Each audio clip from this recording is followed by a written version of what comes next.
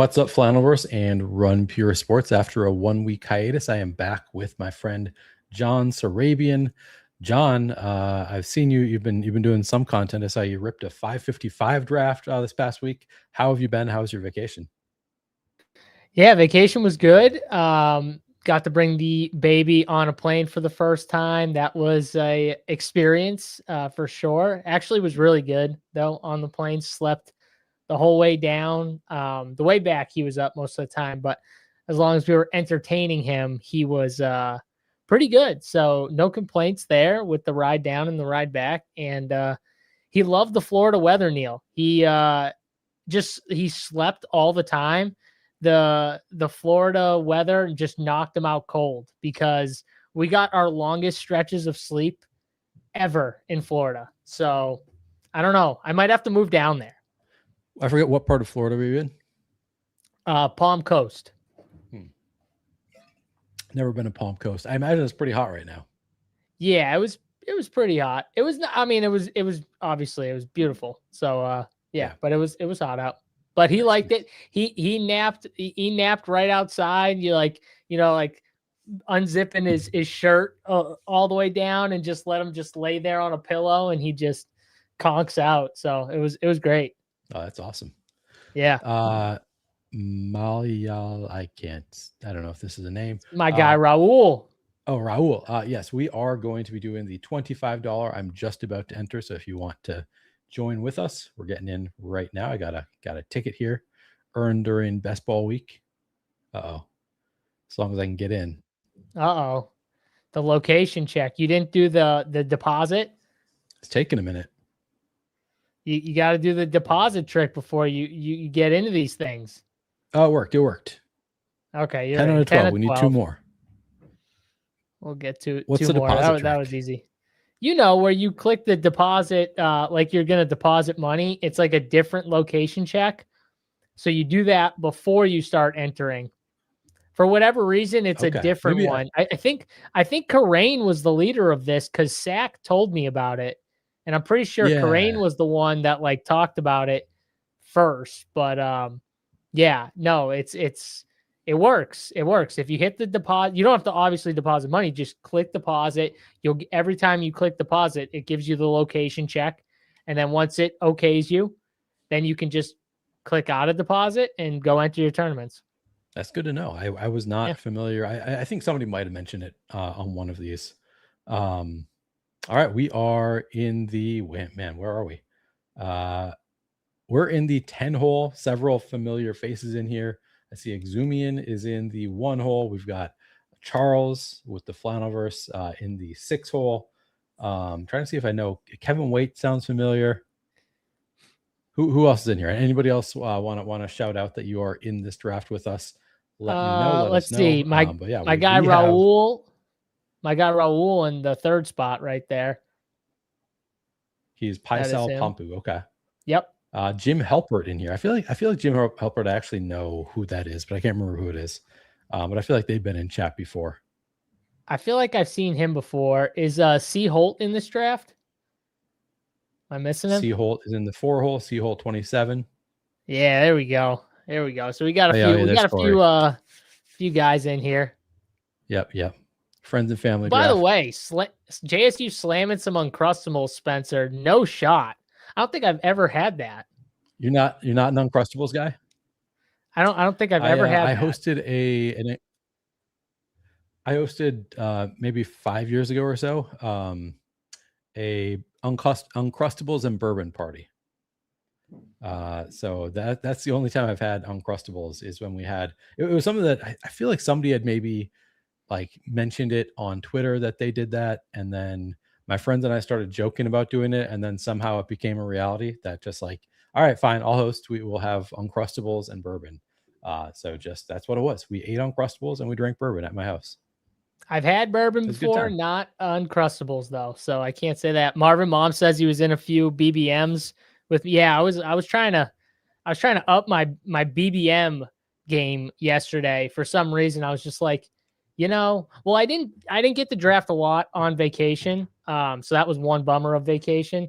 So yesterday I was like, man, I got to get to like halfway through BBM. So I just started started just firing BBMs left and right, multi-table until I got to 75. So I'm at 75 now, Neil. So I'm halfway through. I'm at like 100, I think, in BBM, and I kind of regret having done as many as I have, because I'm glad I did the early ones where you could get some fun, players that you can't get in the same position now. But I feel like it's been pretty stagnant for a while, and I've been trying to do it anyway. And now I'm like, I feel like I should have just waited until we're getting more news. Like I regret that I didn't save more bullets for, second half of August, which I think has always been kind of my best period for drafting. So I'm a little bit ahead of where I want to be, I think, in both Best Ball Mania and the DraftKings Melee. So I actually kind of regret that I've drafted as much as I have. Yeah, it's funny because you actually said this to me one of the first times we started drafting with these shows. You were like, yeah, because I remember asking you, like, what do you think about drafting early versus drafting late? And we had the conversation, and you did say, like, I feel like I make better teams later in the year than I do early in the year. So it's funny you didn't. Yeah, just couldn't help myself. Jonathan Taylor, Justin Jefferson, CD Lamb. Who do you like here? I am a CD or JT guy, depending on what you want to do with like running back or wide receiver. I would go JT, I think. Yeah, I'm JT or Jefferson. So JT is the consensus then. Done. I a couple days ago did a DraftKings Millie and got JSN at pick 11. So that was pretty fun. So that's interesting because I have seen him in a few drafts now slide to, you said 11. I haven't seen 11, but like 8, 9, 10 I've seen in the last few. And I wonder what that's about. Maybe just people trying to do different things in the middle of the draft. I think that's part of it. People are just kind of bored with doing the same thing over and over. So like, I guess I'll pick, bring this player up instead. I won't lie. Pick 5 is kind of boring. It's like, oh, it's Jason. It's like Puka at pick 4. You're like, oh, it's Puka. It's I don't know. Saquon here. Saquon would be my pick here. Yeah. Yeah. I mean, it's Saquon or Kenny Walker for me. So, all right, we can go Saquon. Consensus Saquon. Yeah, nice start there. We got the 9 hole, unfortunately, is in chat. Government Slave 03 is the name, is in chat with us. So they're probably going to snipe us every turn. Oh, that's Eric. Yeah, he's in a bunch of my drafts. So I don't know if he watches all the time, but I see him all the time in these drafts. So yeah, I see you, Eric. 88C. Oh, we got ATX Bear in the 10 hole or in the 12 hole also. So yeah, this is big time friends and family draft. All right. Well, no sniping. We got to throw these guys off, Neil. So we got to start talking about players that we don't like, but don't say anything just so they won't even realize it. We'll have to like talk them up a little, even though we'll know. Start a side DM with me, and we'll know that we're just playing it up for the crowd or something like that. I mean, we got to go Josh Allen with this next pick, right? I mean, Josh yeah, Allen, there you go. Just an all-time, easily the 101 quarterback, and nobody wants him. This is crazy. I can't even get away with Jadarian Price when we get into like the 6th round, can I? Talking up Jadarian Price, like I can't even get away with that one. People will know that. Nobody's buying lying. Yeah, no one's buying that shit. Jim Jerry said, how many are you guys in the DK main? He's at 50. Yeah, time to turn it up. Well, if at this point, I would just, I don't know if it would be like time to turn it up when we're right near training camp, right? What I would do is turn up your slows so that you'll be like on the clock when news is breaking more frequently. Like just do like 5 new slows a day for a while. If you're a slow draft guy, I'm not a slow draft guy. I don't know if Jim is or not, but yeah, if you're a slow draft, that actually makes a lot of sense because you can kind of catch news in a bottle in some of your drafts, right? Like that's kind of the idea, right, Neil? Stuff breaks and you're just on the clock and you're like, oh, hey, look, this guy is probably going to start going 30 picks earlier than ADP. I should draft him right now. You know what I mean? So yeah, I'm 70. I think I'm 76 in the main right now. 94. So I'm 70. 94. Oh, wow. Yeah. You got me beat. Yeah. You really couldn't hold back this year, man. You're going to start getting in some different contests for a little bit, Neil. Part of it is this, during best ball week, DraftKings keeps doing like enter 15 and you'll get $75. And I'm like, all right, I'll take that free money. So part of it has been the promos kind of sucking me in. I misread a promo. So they had one last week that was you could win a lot of money by entering 15. And it was like way too much money. It was like $500. So I should have seen it right off the bat, but it was in the $5 monster millie. And I didn't see that it was the 555. So I thought I was just like, oh, I just have to enter the $25 milli and I'm going to win, get all this money from. So I kept entering. And then in the end was like, oh shit, that's the wrong milli. Like, and obviously it was like pretty obvious in retrospect, but yeah, I got sucked in. Yeah. You're like, this deal is way too good to be true. Exactly. But you're like, how am I not doing this right now? Yeah. Damn, we almost got Chris Olave back at 30. What do you go? 32? That's pretty good. Well, this is funny. Josh Allen has an ADP of 26.5. I didn't realize his ADP is so high. He is a faller right now. Still not my preferred option, but he's not my preferred option either. But he goes there, so we don't even have to think about it. Breece Hall, Ladd McConkey, T. Higgins. Who do you like here? Colston Loveland. I'd go Ladd or Breece. I'd probably go Ladd. Okay. Let's do it. First wide receiver. Yeah, I think like Breece, I have ahead of Ladd technically in the rankings, but since we started out with JT and Saquon, it's like I think Ladd's an okay pick right there. That as opposed to Breece, but I do have Breece like technically ranked, a spot or two higher or whatever. Yeah, I like probably would normally go Breece there. It's it does please me less aesthetically that he has the same bye week as one of our guys. So that's as JT, I guess. I didn't even remember that, but you're right. Yeah, that's it just showed up on the sidekick. It doesn't even matter. Garrett Wilson, Jalen Waddle, Colston Loveland, Josh Jacobs. I am like I'm not a Garrett Wilson guy where he's going. So I am like any of those other Jalen Waddle. I'm getting super bullish on Tetero McMillan. Would you rather go Tet over Waddle? No, we can go Waddle there. It's fine. Okay.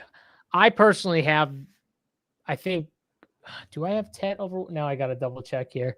What do I have in my rankings? I have them close. I know that. Let's see. Because I'm wondering now too, because I made an update and I want to see where No, I still have Waddle slightly ahead, but I moved Ted up a few spots. And I don't know, I might move him.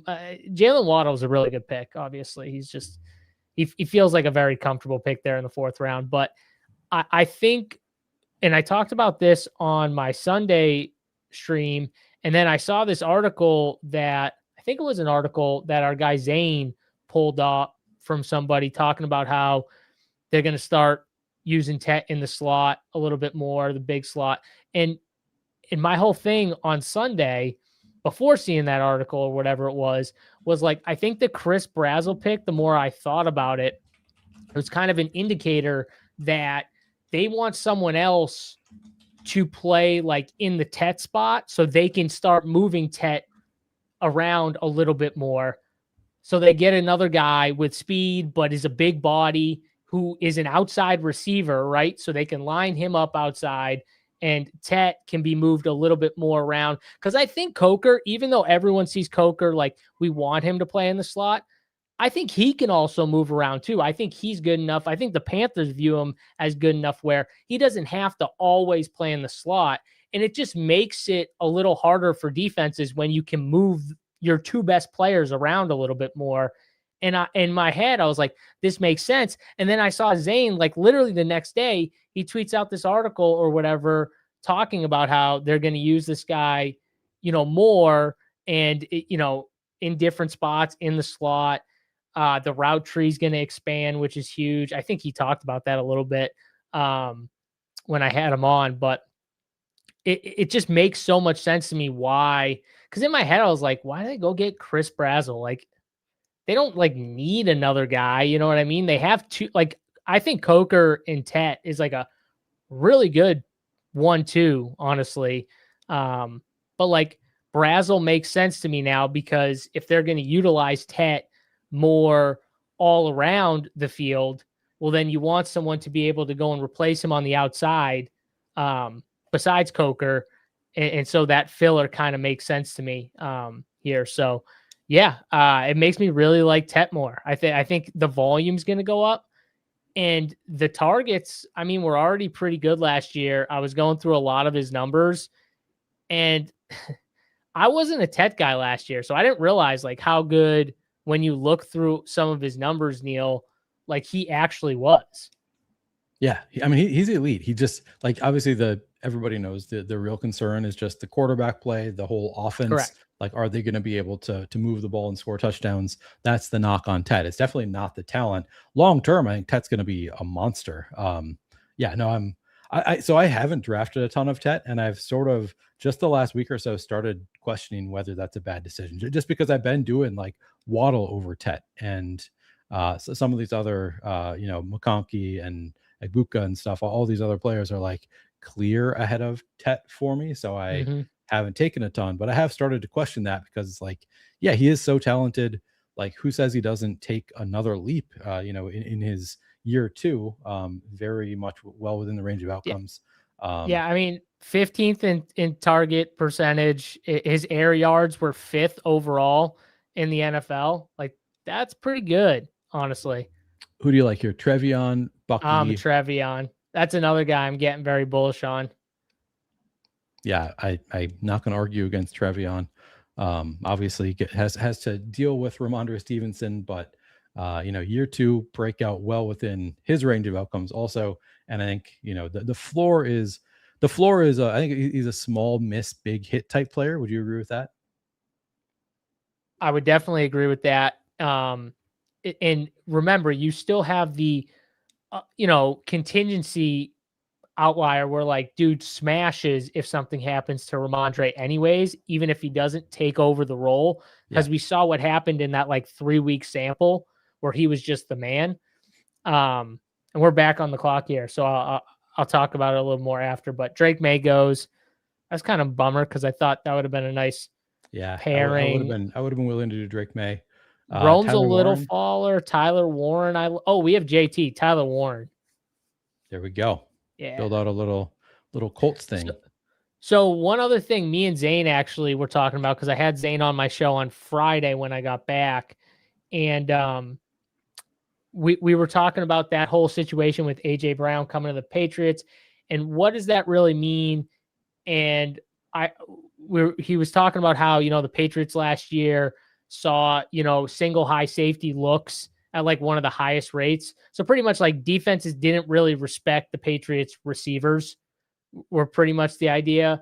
And now they go out, and the two of the moves they do is go get AJ Brown and Romeo Doubs. So it's like, okay, we're going to upgrade at this position that a lot of guys or a lot of teams didn't really respect us in.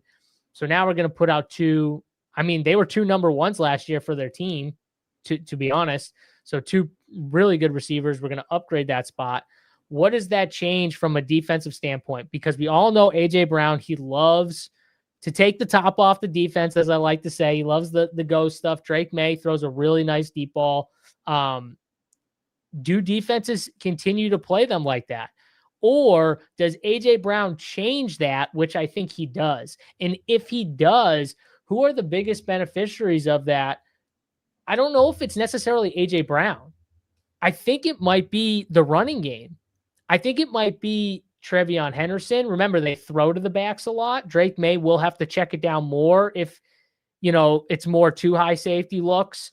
He's probably going to have to check it down. The middle of the field, I think, is going to be easier to look through, which is like a Hunter Henry type thing. So I'm getting more bullish on the running game for the Patriots. Hunter Henry, Romeo Doubs, who I think plays more in the slot at times. And so, yeah, AJ Brown, not that I don't like AJ Brown, but I think I'm getting more interested in what AJ Brown does for the rest of the team, what he opens up, and why they spent all that capital to go get him.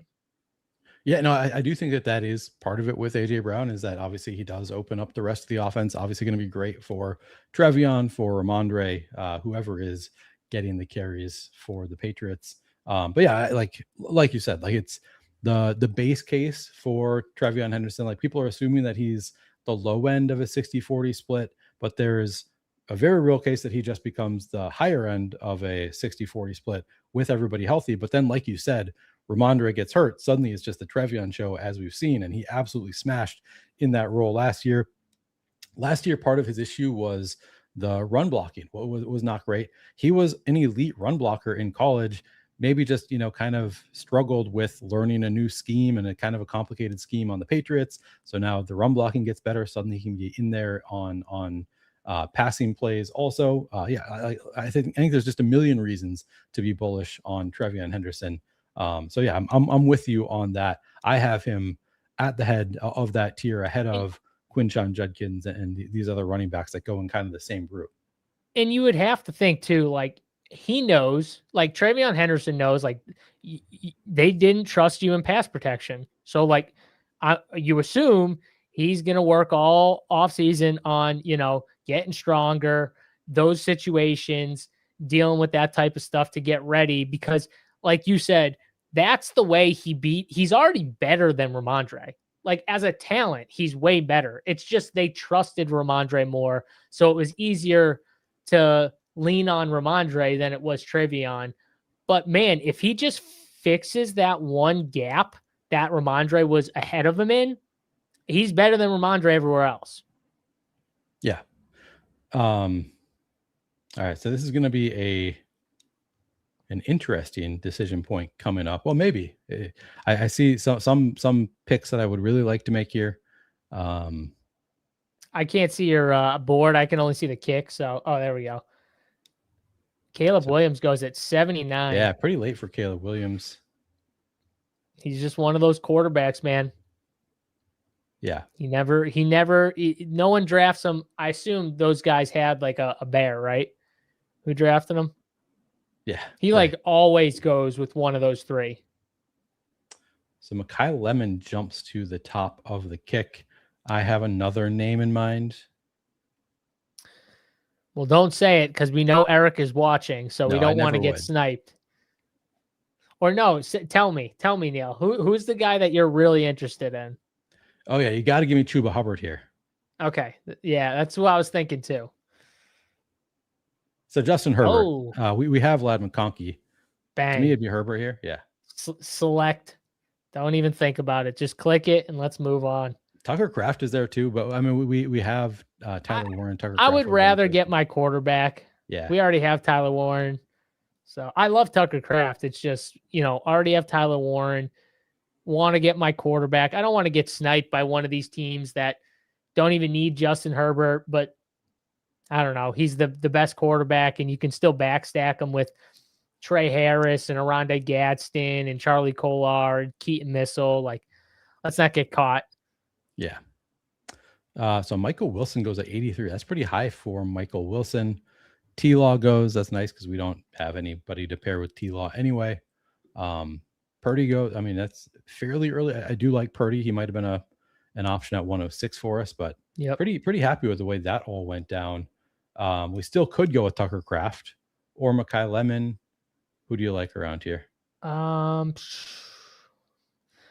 Well, I mean, Tucker Kraft is the best pick. Mekhi Lemon is probably the pick for our team just by what we need. I assume you have him ahead of Chris Godwin. So yeah.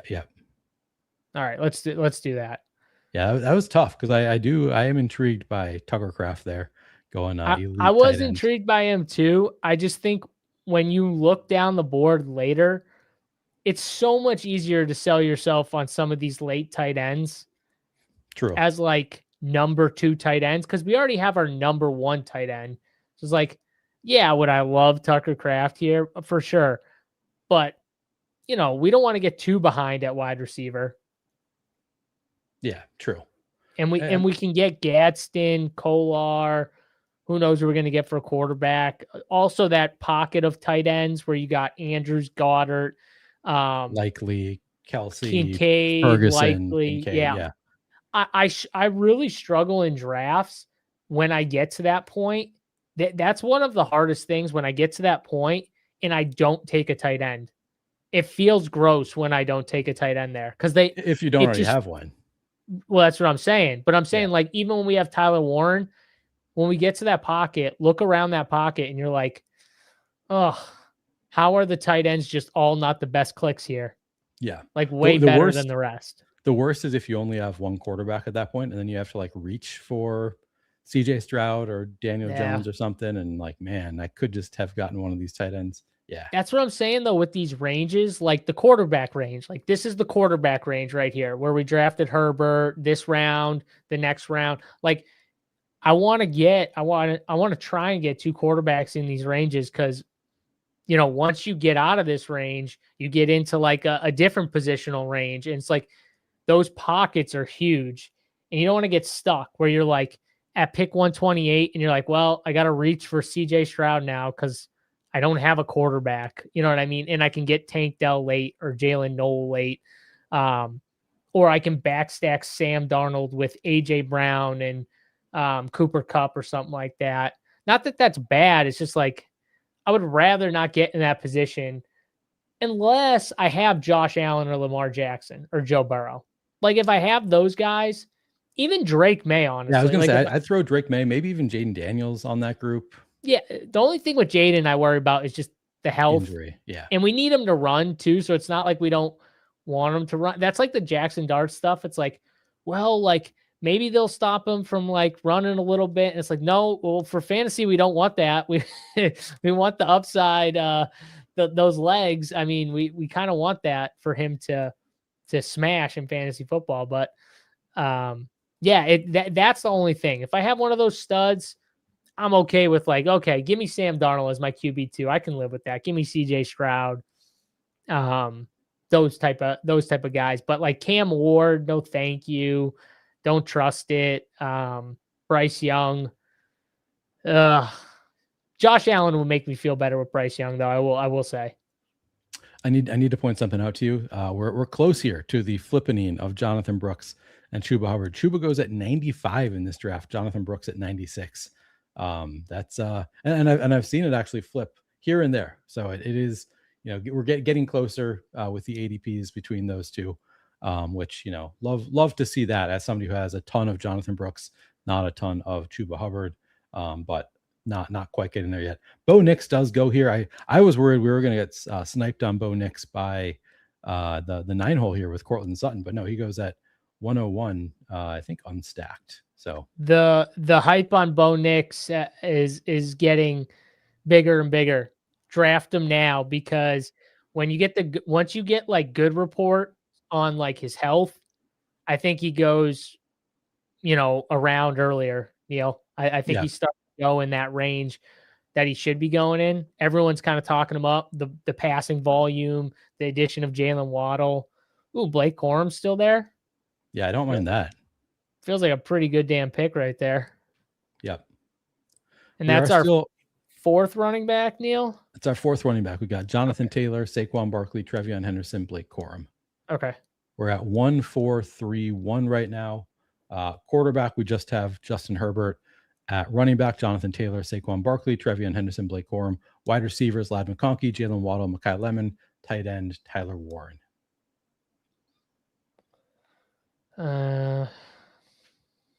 What do you think about the Kyler Murray unstacked to this point? Yeah, it's probably what I would do.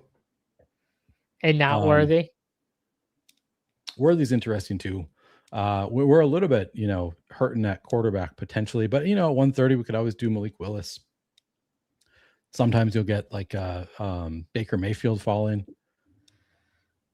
I'd be fine going Worthy if that's your preference. I hate getting stuck in this range. Man, Jordan Love there makes me wish we took Tucker Kraft. You could take the quarterback. It's fine. All right. We're doing Kyler. Take your Vikings. You know you wanted to. I mean, you got some backstack options that I like with Kyler Murray also. I wanted a backstack option. So I kind of bought in on TJ Hawkinson is the one that Oh, I'm more so I know I understand that. I understand the that sigh. I was listening to the Establish the Edge podcast, and Gretsch kind of convinced me on TJ Hawkinson because I think everybody's making excuses, and this is the point that he made, so I don't want to take credit for this point. But Gretsch made the point that everybody's making excuses for Justin Jefferson having lower efficiency last year. Jordan Addison's efficiency was worse last year. The Vikings just were so much worse last year. And with everybody else, we attribute it to, well, that's because they had JJ McCarthy and Max Brosmer throwing the ball. Like these guys are just really bad. With TJ Hawkinson, everybody's saying, well, he just fell off because he's getting older. Like, of course, he's going to fall off. So he's reaching age cliff. He's only 29. He's the same age as Juwan Jennings. And that's and for a tight end, that's not even that old. So like people are making the assumption that TJ Hawkinson has fallen off, whereas really it's just maybe he has. It's possible, but it's also possible that he has another 6 good years in him. And right now he's right in his prime, and we're seeing a fall off where it's not quite there yet. And even if it is, even if the fall off has started, we could see a dead cat bounce here for TJ Hawkinson with Kyler Murray coming in. And I know people want to say like, well, he couldn't throw over the middle of the field at Trey McBride, but it's a different offense because Trey McBride was like the focal point of the offense. Everybody knew he wanted to go there. Whereas TJ Hawkinson is like, people are going to be focused on Justin Jefferson, Jordan Addison, Juwan Jennings, and TJ Hawkinson, probably easier to find. So I think I'm in on TJ Hawkinson, not as like a reach for me. Like I'm not trying to take him at this turn, but if he's there at the next turn, I think he's a decent add-on with the Kyler Murray pick. Yeah, my thing would just be, Kyler struggled to make his number one option, regardless of you want to talk about Trey McBride or Marvin Harrison, look good in Arizona. And now he's got so many guys to throw the football to. They just signed Juwan Jennings. Jordan Addison, I think, is a really good receiver. And Justin Jefferson is obviously a top 3 talent at receiver. I guess you can just throw it like that. Yeah. Where does TJ Hawkinson fit in this mix? Like, is there enough to go around for TJ Hawkinson if he is right? If he is like healthy, which I think is a big if. Who do you like here? So Ferguson is a little bit of a fall, so we can get a tight end in this range. I would take a Diggs or a Higgins here just because there's multiple tight ends, and I'm hoping that one can still fall to us. I normally go Diggs, but I kind of like the Higgins play, as we might want another quarterback also. Also, too, Diggs could fall back to us if those tight ends do go. Yep. Which they could. So. Yeah, we just saw Mark Andrews. And we don't really need a tight end anyways, right? So. Yeah. Diggs goes. Okay. Cam Ward goes. Also, I would queue up Rashid Shaheed. I think he's a good pick too. Okay. We did just see Sam Darnold go. So would you be Shaheed over Stroud? So we just took Jaden Higgins to potentially add on a third quarterback. But I'd be fine if you'd rather just go Shaheed. That works too. Daniel Jones goes. So if you queued up Jake Ferguson, CJ Stroud, Rashid Shaheed, who's your favorite of the bunch? We're at 2-4-4-1. Well, I only would go Stroud if you think this team needs a third quarterback, which you can make the case. In my head, I'm like, do we need receivers more? But we can get, I guess, late receivers later. If you want to go Stroud, that's fine. I'd go him over Ferg, though. Okay. All right. Because I think for us, tight end is not going to be as big. It's going to be receiver where I think we're going to have to make up a little bit. Yeah. Anyways. Well, and you can, the nice thing about 20 rounds on DraftKings, like there's so many late receivers that I kind of like. Right. So yeah, we're at 3-4-4-1. That one was tough. Like you can make a case for any of those guys, but we're fairly strong at running back with Jonathan Taylor, Saquon Barkley, Trevion Henderson, Blake Corum. At wide receiver, we are a little bit behind, I'd say, with Ladd McConkey, Jalen Waddle, Mekhi Lemon, and Jaden Higgins. Quarterback, we're strong with Justin Herbert, Kyler Murray, CJ Stroud, and tight end, we just have Tyler Warren. So we're in a pretty good spot to heavily target wide receivers and tight ends. Maybe throw on one more running back, something like that. Keep in mind, too, this is a team that if 3 running backs aren't hitting our squad a lot this year, we're in trouble anyways. Yeah. So. Yeah. I'm wanting to pull up some chat now. We're kind of falling behind. Jim Jerry says, why is Josh Jacobs going in round 4? His backup can't stay healthy. He's a true workhorse. I think the reason is because he has a lot of miles on him and he has this legal case kind of hanging over his head. So I think already, I think he's a case where like people are already a little bit bored of it and a little bit like nervous about injury potential because like you say, he has been such a workhorse. So there's a little bit of nervousness that he has more injury risk. There's also like before Marshawn Lloyd got hurt 2 years ago, the coaches are making it sound like it was going to be more of a split, right? It was like, we really love Marshawn Lloyd. Like going into that season, the general consensus was this is going to be a split backfield. LaFleur has typically done split backfields historically, even when he's had a clear better player. Aaron Jones, Jamal Williams, he always had a split backfield. And then Marshawn Lloyd got hurt before the season. And then they just, leaned on Josh Jacobs. They did the same thing last year. Marshawn Lloyd maybe can't stay healthy. I know they brought in Damian Martinez, but I think there's a possibility that the Packers would rather have more of a split backfield than they already have. So I think that is a big part of it. But then there's you add on just like any kind of risk of a potential suspension, which people can argue about, like how big of a risk is it really? It's probably not that big, but we don't really know. It's still kind of hanging out there. So I think that, lowers it from he was already kind of a like boring 3rd round pick, I think, for a lot of people. And now he's pushed to the 4th round, but I agree that he is a fairly strong 4th round pick. Do you have anything to add on there, John? Yeah, I think also too, just people a little nervous about maybe some type of suspension for Josh Jacobs. I don't think that's going to happen though. I think that's ridiculous. So it's the NFL and we've seen guys get off with, similar things or worse, honestly, and not get in trouble. The way they do things, it just takes forever too, right, Neil? So it's like, yeah, I'm not worried about that. I think Josh Jacobs is a great pick in the 4th round. I think it's kind of a boring pick, honestly, but like from a volume standpoint and a workhorse standpoint, he's going to be those things. He's very much going to be like a David Montgomery, volume type of back. So I'm Travis Hunter all day here, but I don't know if you saw that saw that picture of Travis Hunter looking swole. He's swole, man. We got to take that swole boy. You got a little wood when you saw Travis Hunter exactly with that shirt off.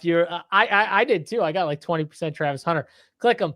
The cornerback stuff is obviously a little worrisome in the fact that, they've got 3 other really good receivers, but they're still going to play him some at receiver.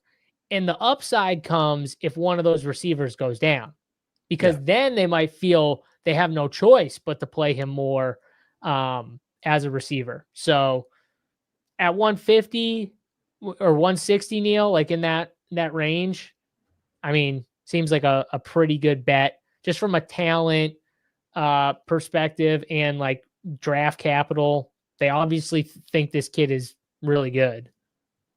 So we only have one tight end. Would you like to add on a Hunter Henry, Juwan Johnson, or somebody else? I'm definitely a Hunter Henry over Juwan Johnson. Let's do it. It'd be him or Trey Tucker for me. Let's do Hunter Henry though. Yeah, we got so much depth at wide receiver. Yeah, I like that. And the thing with Travis Hunter is, like, people see this and they're like, "You're an idiot. He's a cornerback." It's like, no, I'm assuming that he's going to run 30 to 40% of routes to start the year. Like that's going to be his like route. His average route is going to be 30 to 40% route participation. But he's an electric player. He was a 2nd overall pick. There's a reason they took him there. They believe in the talent, so they're going to use him in games where it suits him, where he's more likely to have success. They're going to use him in offense. They're going to use him more in the red zone. They're going to use him on big splash plays. They're not going to use him. He's not going to be blocking out there. So I think that Travis Hunter is just like, yeah, I'm assuming he's not going to play a ton. And then, like you said, the upside is like, I think he's a fine pick at 150. If nobody gets hurt, I think he's probably a fine pick. I think he probably hits your lineup a couple times. But then the real upside is any injury to any of the 3 ahead of him. I think he takes a big jump and suddenly he's like an absolute smash. You're really happy to have him. Exactly. And when you think about it, like a lot of these guys going in the 150s and beyond, they kind of need stuff to happen for them to be like big splash picks in that range anyways. You know what I mean? Like I like Isaac Tesla. He goes at like, 165 or something to his ADP or something like that. I think he's a really good receiver on a team that's just loaded, right? So he doesn't get as much opportunity. But man, the contingency upside, if a receiver goes down, I think is very high with Isaac Tesla. And on top of it, they lost Khalif Raymond, who was not playing a ton, but those 20 to 30% of routes and stuff like that, that could have easily went to Tesla. So now that's gone. Tesla is going to at least double, I think, in that route participation percentage that we're talking about here. So that alone, I think, makes him interesting, especially on a site like UD, where touchdown upside is a lot bigger, because I think you will still get some of those red zone looks. But the contingency upside is where you get the most or the best outcome. All right. So I'd say that the pick here is either TJ Hawkinson or Deebo Samuel, Trey Harris. I guess Dalton Schultz also I would go wide receiver, because again, we have TJ Hawkinson, Dalton Schultz. Deebo Samuel also looking swole, by the way. Who's your preference of wide receiver? I'd go Deebo. Okay.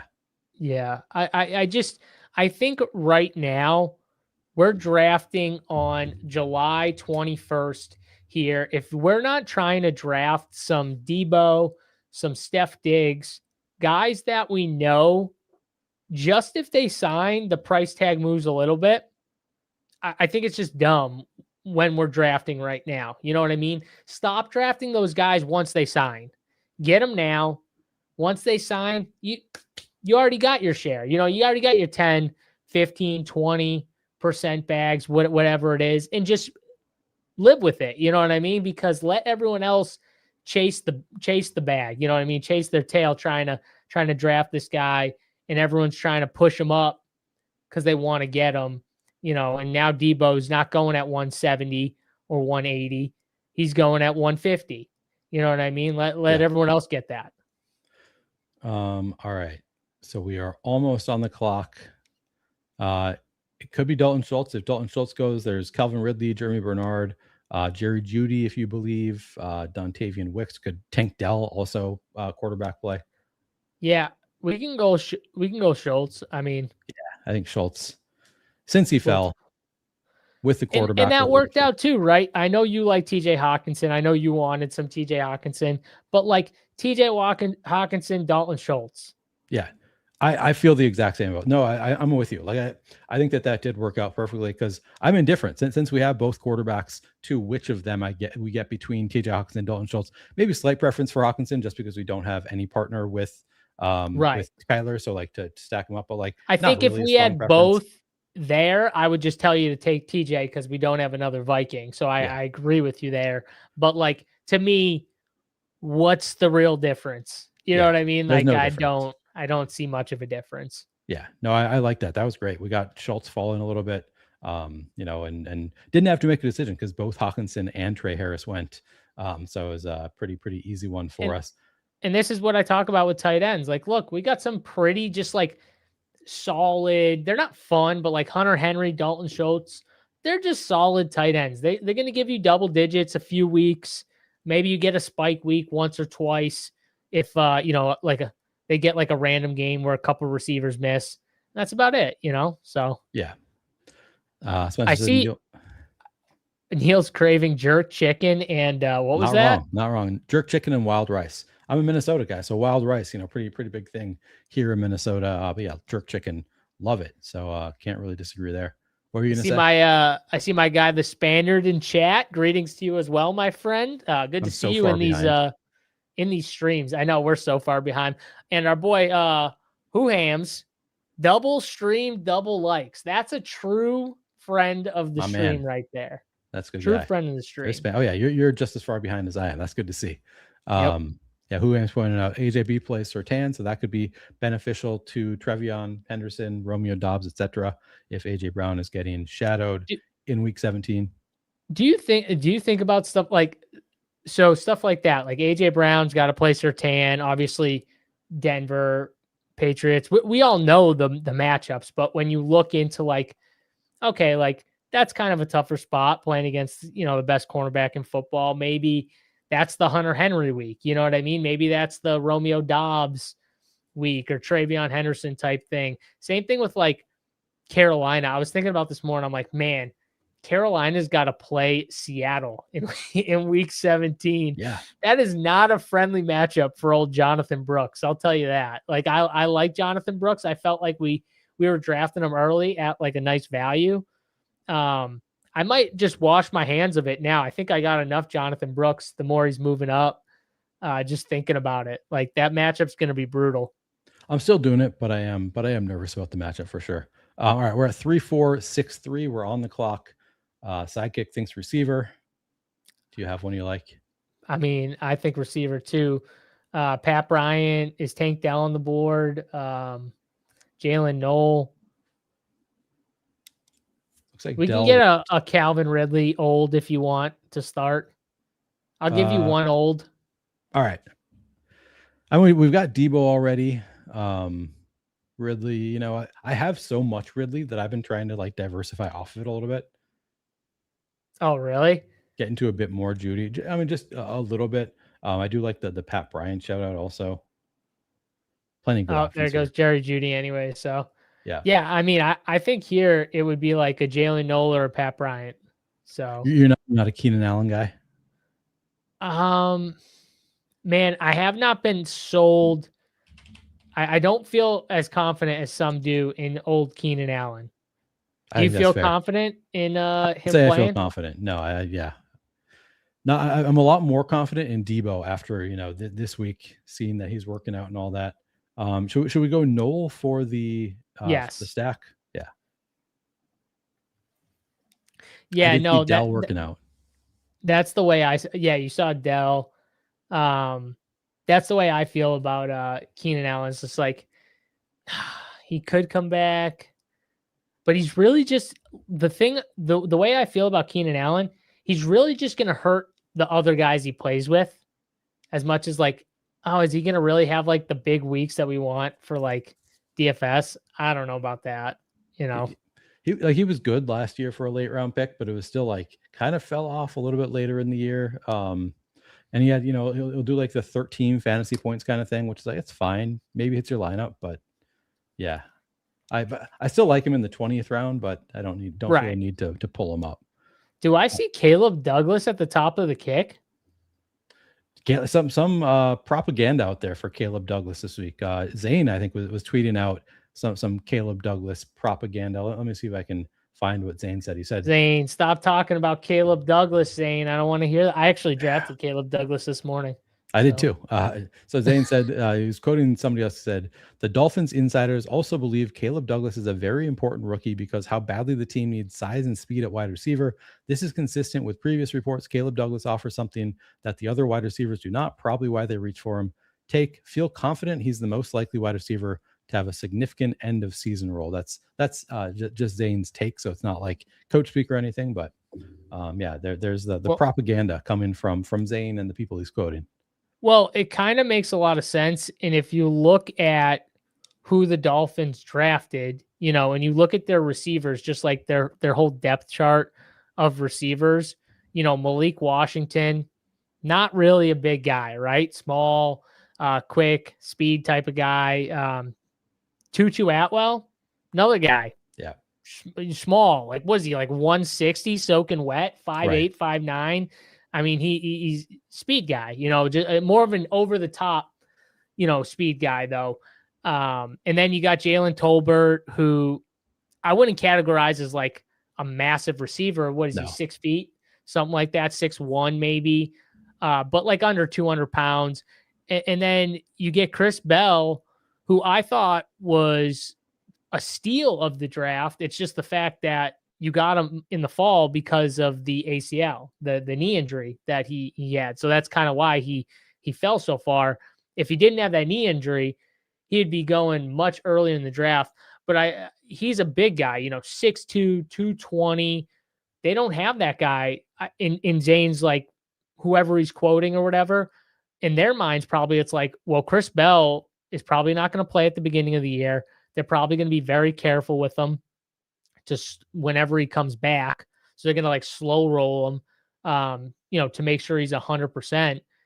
So the only other guy they have that fits that mold is Caleb Douglas. Kevin Coleman's another like small, shifty guy who they drafted.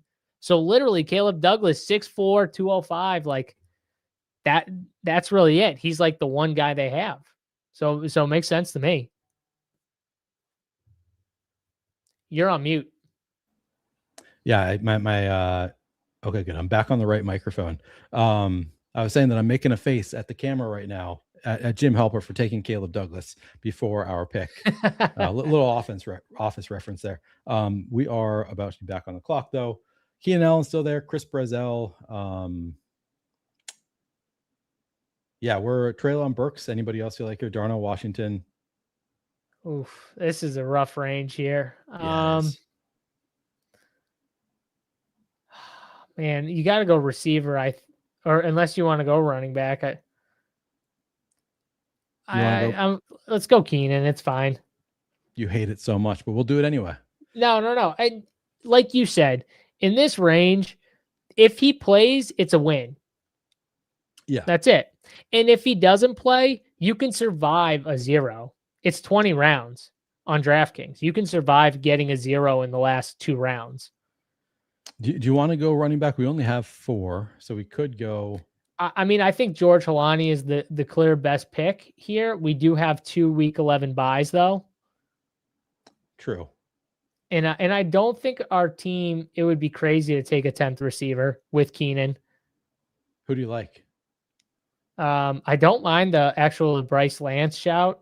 We're not going to get him. Did we? We got him. All right. We got him. Look at that. I actually think he's another receiver that has some contingency upside in an offense that's going to be pretty good. Weak schedule by the time we get towards the end of the year, Neil, he could be a guy that doesn't play a lot, but bang, Chris Olave's out for a few weeks. Bryce Lance moves in. You know what I mean? Or Jordan Tyson, who's another guy they drafted, but he's got some serious questions from can he stay healthy? I feel like they kind of babied him during camp early with the rookies and stuff. Who knows what his status is? I think Bryce Lance is a really good bet as a last pick, just from a security standpoint. You at least know you get a good offense, an offense that likes to sling the rock. Tyler Shuck wants to throw the rock, and you get 2 guys that are ahead of him that have serious questions from an injury standpoint. You know what I mean? Chris Olave with the concussions, which I know he was good last year and was awesome and everything like that, but you just never know what happens. It's football. And then Jordan Tyson with the hamstring and everything, else he's dealing with. So yeah, I think he's an interesting, last pick. Yeah, no, I think that's a good shout. I think before we move on to our next draft, let's just quickly catch up on chat because we are so far behind. And I just want to touch on at least some of these things. All right, let's see. Hold on. I'm so far back. Davis says the blocking issues are a result of learning a new offense, positioning, timing, succeeding against NFL pressure requires precision. He was effective when featured. Yeah, that's kind of what I was thinking also. Brent, happy to get Chuba at 95. Then Saul wants more Brooks, which I'm on the Brooks team, but I do like if I see Chuba at 95, I'm taking him. Like if he's falling that far, like he's gonna have the first. Yeah, crack. So 95, is that like your sticking point? I've taken I've taken Chuba on teams where I need running back help, like at ADP. It's a rare thing. Like I'll sometimes pull up RJ Harvey ahead of Brooks, or ahead of Chuba, I should say, that kind of thing. So I'm not doing a ton of Chuba, but like I recognize that he's going to have the first crack at it, and if he's running well, he could keep the job. I just because I prefer Brooks in a vacuum, I often will push it. I have not been seeing Nick slipping. Kind of have seen him around ADP, and I've been trying to pull him up. Frankly, I've seen some FUD on him also, kind of both sides with Nick's, but I think I'm in. I'm largely just. I think the offense is going to be fast. I think he's could take a step forward even with the injury. So I'm generally in on Nick's. Yeah, Brent said he was thinking about taking both. I've done that before. Let's see. I feel like I don't have as much Knicks. Just thinking about it. Not that I hate Knicks. I don't end up drafting him a lot, which is kind of weird because I do think he's a pretty good pick where he's going right now. I think it's just there's so many quarterbacks in that range, and by the time I get to that range, sometimes I already have two quarterbacks. Yeah, It's like that's the tough thing is that it is like, well, I'm only going to take, because there's so many quarterbacks there and I have them all kind of grouped together. I'm usually going to target the one where I have the wide receiver, correct. and that's if I want a quarterback at all in that range. If I have Amon-Ra St. Brown, how am I not taking Jared Goff? Right. If he's there, you know what I mean? Like, Yeah. and I think Jared Goff is an amazing pick, by the way. You want to talk about a guy that benefits from a schedule. I mean, he only has to play outdoors like 4 times this year. So a ton of indoor games, a softer schedule. I think the Lions are a very good offense to kind of bet on this year, and a team that probably honestly bounces back from, I'm sure what they would say is a very disappointing year, and bounces back. We'll see what they do. It was kind of the hot take last year that became mainstream, because everyone was like, Lions disappoint. Lions, like I heard a ton of people, me included, like I was on the Lions, like don't make the playoffs. The Lions, don't win, whatever their total was or whatever it was. I can't remember the number, but under. And I heard a lot of other, sharp people on it. And I'm like, oh, okay, I guess it's not as of a hot take as I thought it would be because everyone's on it, but it was the right take. You know what I mean? And now it's like, well, I think it's going to happen the other way where it's like they kind of sun run with the schedule that they get and all these good environments for them. Kind of like how Denver kind of sun run with the close games, or how the Patriots with the soft schedule. We see teams like flip it all the time from year to year. Yeah. Yeah, no, I'm in. I actually moved Jameson Williams finally ahead of Mike Evans and Devontae Adams, which is pretty scary. It's a scary one, but I finally did it in my own personal rankings. You disrespect Mike Evans like that? Oh, I know. Listen, he's young, he's fast, and he's on a great offense. You hate olds, Neil. I hate olds. There's only enough. Wow. There's only enough space for one old on my teams, and I'm that old. So you guys have to get in line. Unbelievable. My favorite punt. So like last round, like stack doesn't matter. My favorite punt at tight end.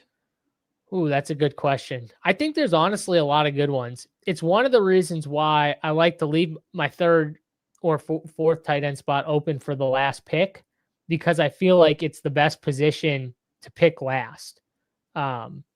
Because I think you can get a lot of players that are going to be out on the field a lot, that are going to be playing a lot, and that also have the upside of, if the guy ahead of them goes down, maybe they get even more work, they get more opportunity. I really like Michael Mayer. I really think the Raiders just looked at their roster. Brock Bowers, he is pretty much de facto wide receiver. Michael Mayer is going to be like, I think, a hidden value. They're going to play a ton with their best players on the field. And I don't know how, when you look at that offense, you can't say Michael Mayer isn't one of their best offensive weapons on the field. So, And Clint Kubiak loved to do it last year. Before Arroyo got hurt, they were jamming those two tight. They were really pushing, especially in the red zone, the 12 personnel and stuff. And they were really good out of the Seattle was one of the better teams, I think, passing out of 12 personnel when you go look at the EPA stats and everything like that. So, I think with Kirk Cousins and Mendoza, I think they're going to pretty much try and get those guys comfortable in those spots with their best players. And I think that's going to be a spot, because then they can run and pass out of that 12 very easily and catch teams off guard, maybe go into 13 sometimes. But yeah, I think Michael Mayer. Yeah, I like that call. I take a fair amount of Michael Mayer, especially in these 20-round drafts where you can usually get him in the 20th round. I was doing it, I think it was last year too, and it seemed like it was going to work out. It might have been 2 years ago, but the year that he missed a ton of time for personal reasons, and we never learned what those were. But he just missed a ton of time, and that was the year that I had a lot of him, so that was disappointing. Was that but I think Bauer's that rookie year, It Neil? might have been 2 years ago. Yeah, Bauer's rookie year. This is a fair probably point on TJ Hawkinson. When has the Vikings bull case ever failed? Yeah, I do buy into the Vikings bull cases pretty easily. I've quietly started moving Jordan Mason way up in my ranks. And that's more of just like thinking about it more. I'm like, I have so much Aaron Jones, and I just believe more in Jordan Mason as the one who actually has potential to be the lead back and score 10 touchdowns if things are rolling for the Vikings this year. So I've been sort of quietly just like, all right, I'm gonna move. I took Jordan Mason at 97, I think today. That's the earliest I've taken him. I think that was on Underdog, but yeah. So I'm buying in. I'm buying back in on some Vikings again this year. Well, we know that with Neil Orfield, all you have to do is say one good thing about the Vikings to get this dude to like, jump back in on his team. You're right. I mean, geez, all I got to say is one good thing, and he'll be back on the JJ McCarthy train. You watch. I'm going to say it's in August. It's JJ McCarthy's he's the best quarterback on the Minnesota Vikings right now. And Neil's going to be like, fuck. The thing is, I might have to draft he's a pretty good fantasy quarterback. God. Senior Strong says the Yeet Cannon. I think it's Yeet Cannon. Marshawn Lloyd, the nickname given to him by his positions coach, the Yeet Cannon. If Marshawn Lloyd plays, maybe he will. Jacobs is a boring pick, and boring picks win drafts. That's true. That is true. I mean, that's where he's fallen. I think Jacobs is a pretty strong target. Can't really deny that. I swear, like, I know people hate these guys like Jacobs, David Montgomery. Those are like the boring picks that you take that are like the fillers that help you.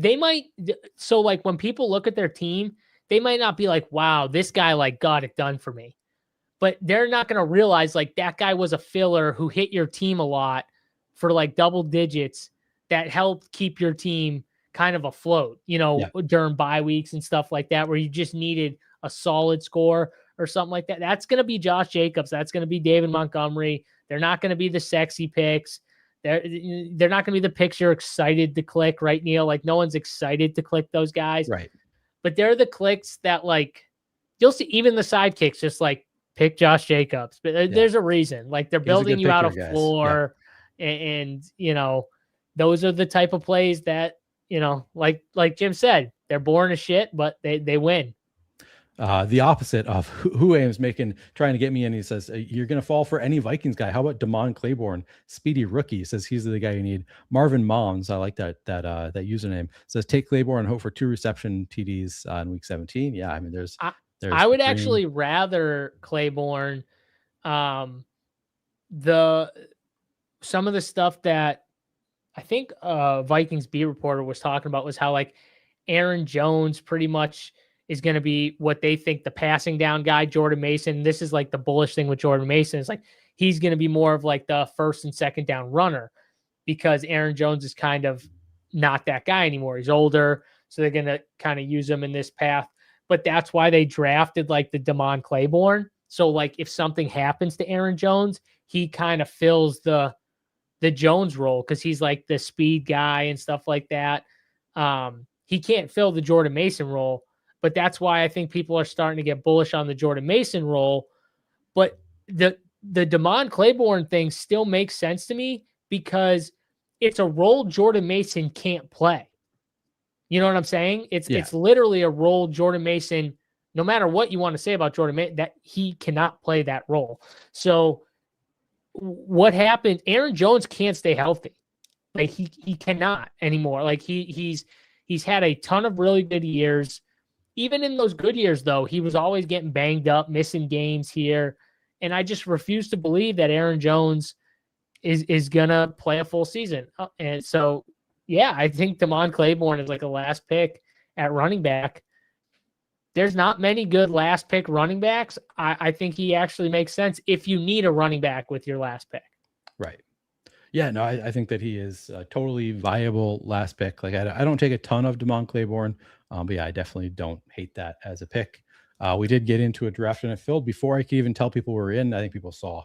We got Jim Jerry in we have the 5th pick, by the way, Neil. Yeah, the one we were just talking about it being a boring pick, and here we go. I'll take JSN with the 5th pick. I like he was pretty awesome last year. So it's boring, but and sometimes you can get falls here. So it's like it's boring, when you get it, but then a few rounds in, we can be like, hell yeah, I love this team. It can't happen with a 5th pick. Yeah, I mean, do you like building out a Seahawks Carolina stack? Not really. Like, Oh, come on. What are the odds that's the game you need? Come on. We're the Seattle defense. I'll just say something, Neil. It's always the weird shit. Remember week 1 when it was the Jets and Steelers game that shot out? Yeah. Do you remember that? Justin Fields had like 30 points and 2 touchdowns on the ground, and the game was like 34-32. And that was the stack that was like that game, like just went nuclear and won tournaments on DraftKings. That's the type of shit that happens all the time, where it's like these random games that nobody thinks is the winner.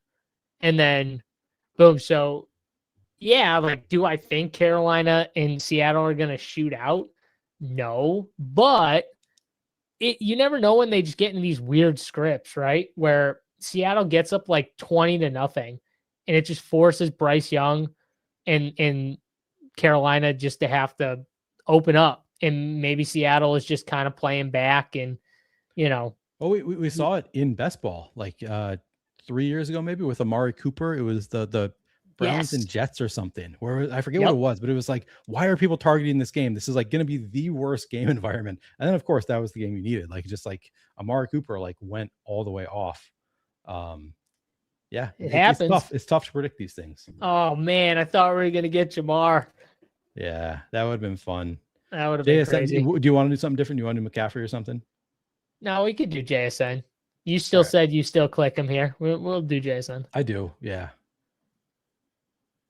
See, you even sound defeated when you said that. I'm not excited. You're like, about I do. It. I do it, but like, yeah, I'm not like, hell yeah, we got JSN at the 5. Like, come on, he's to me, it's like there's 2 tiers ahead of JSN to me. Gibbs, Bijan, that's almost 2 different tiers by itself, because I like Gibbs so much more than Bijan, but I really like Bijan too. So it's like, to me, Gibbs, Bijan is a tier.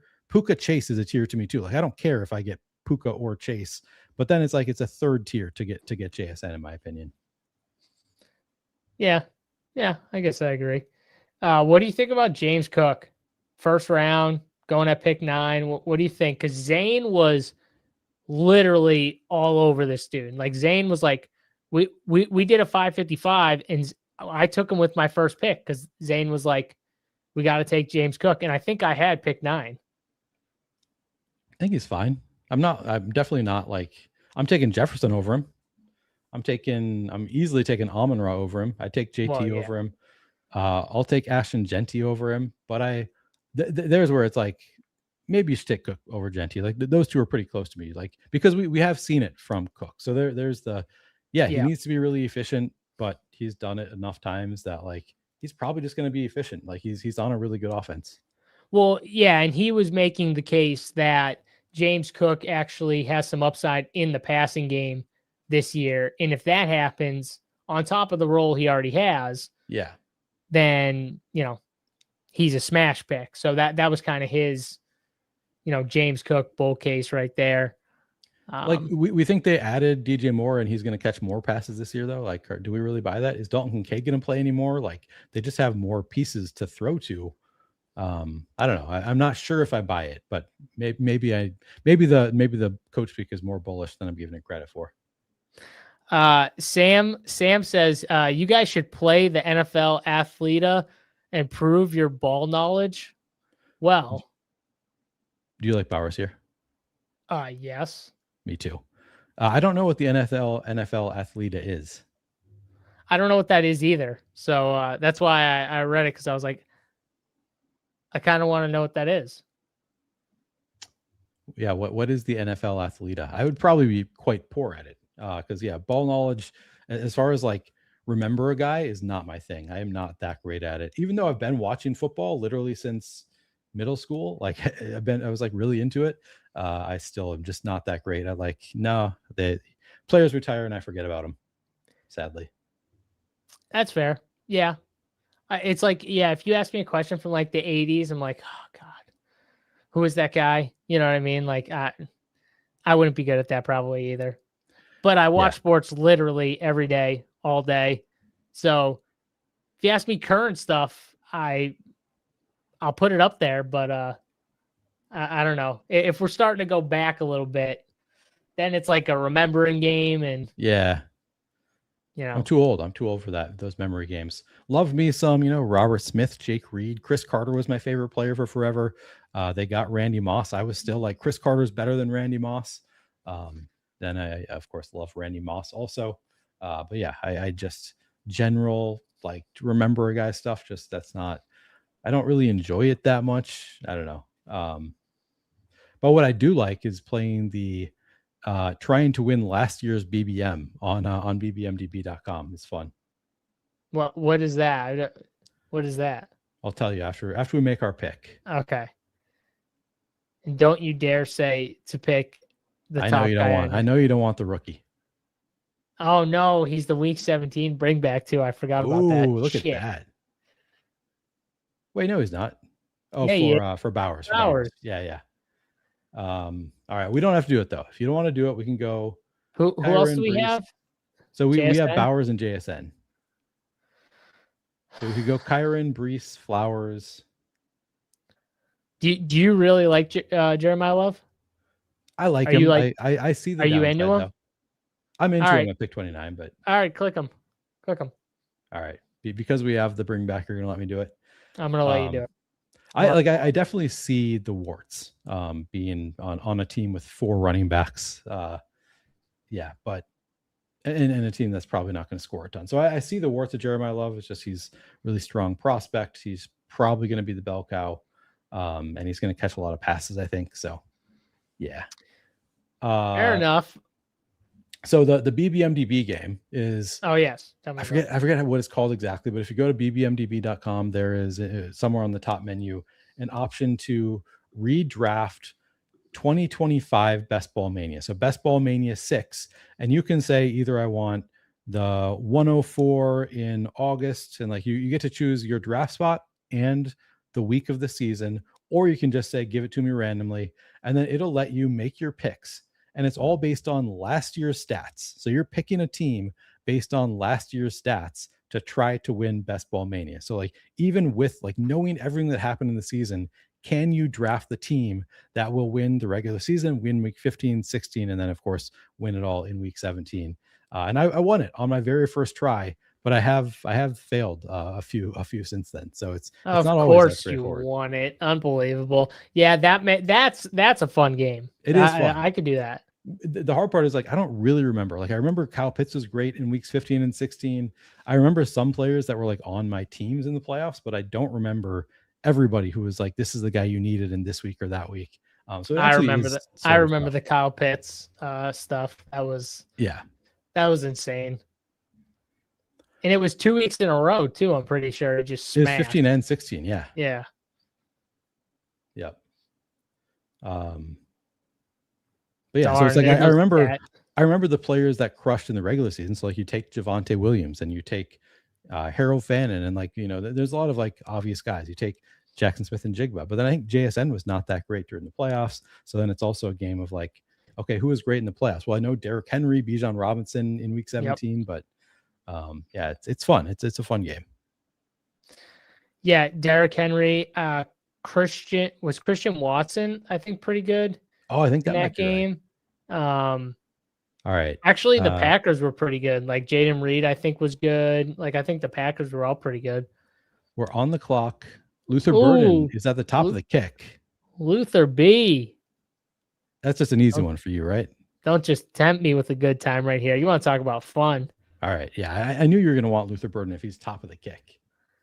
I mean, we don't see Luther Burden at the top of the kick anymore. They were known for their Bears hate, and then all of a sudden they have come full circle and allowed the Bears to kind of take over the top of the kick sometimes. It's very nice to see.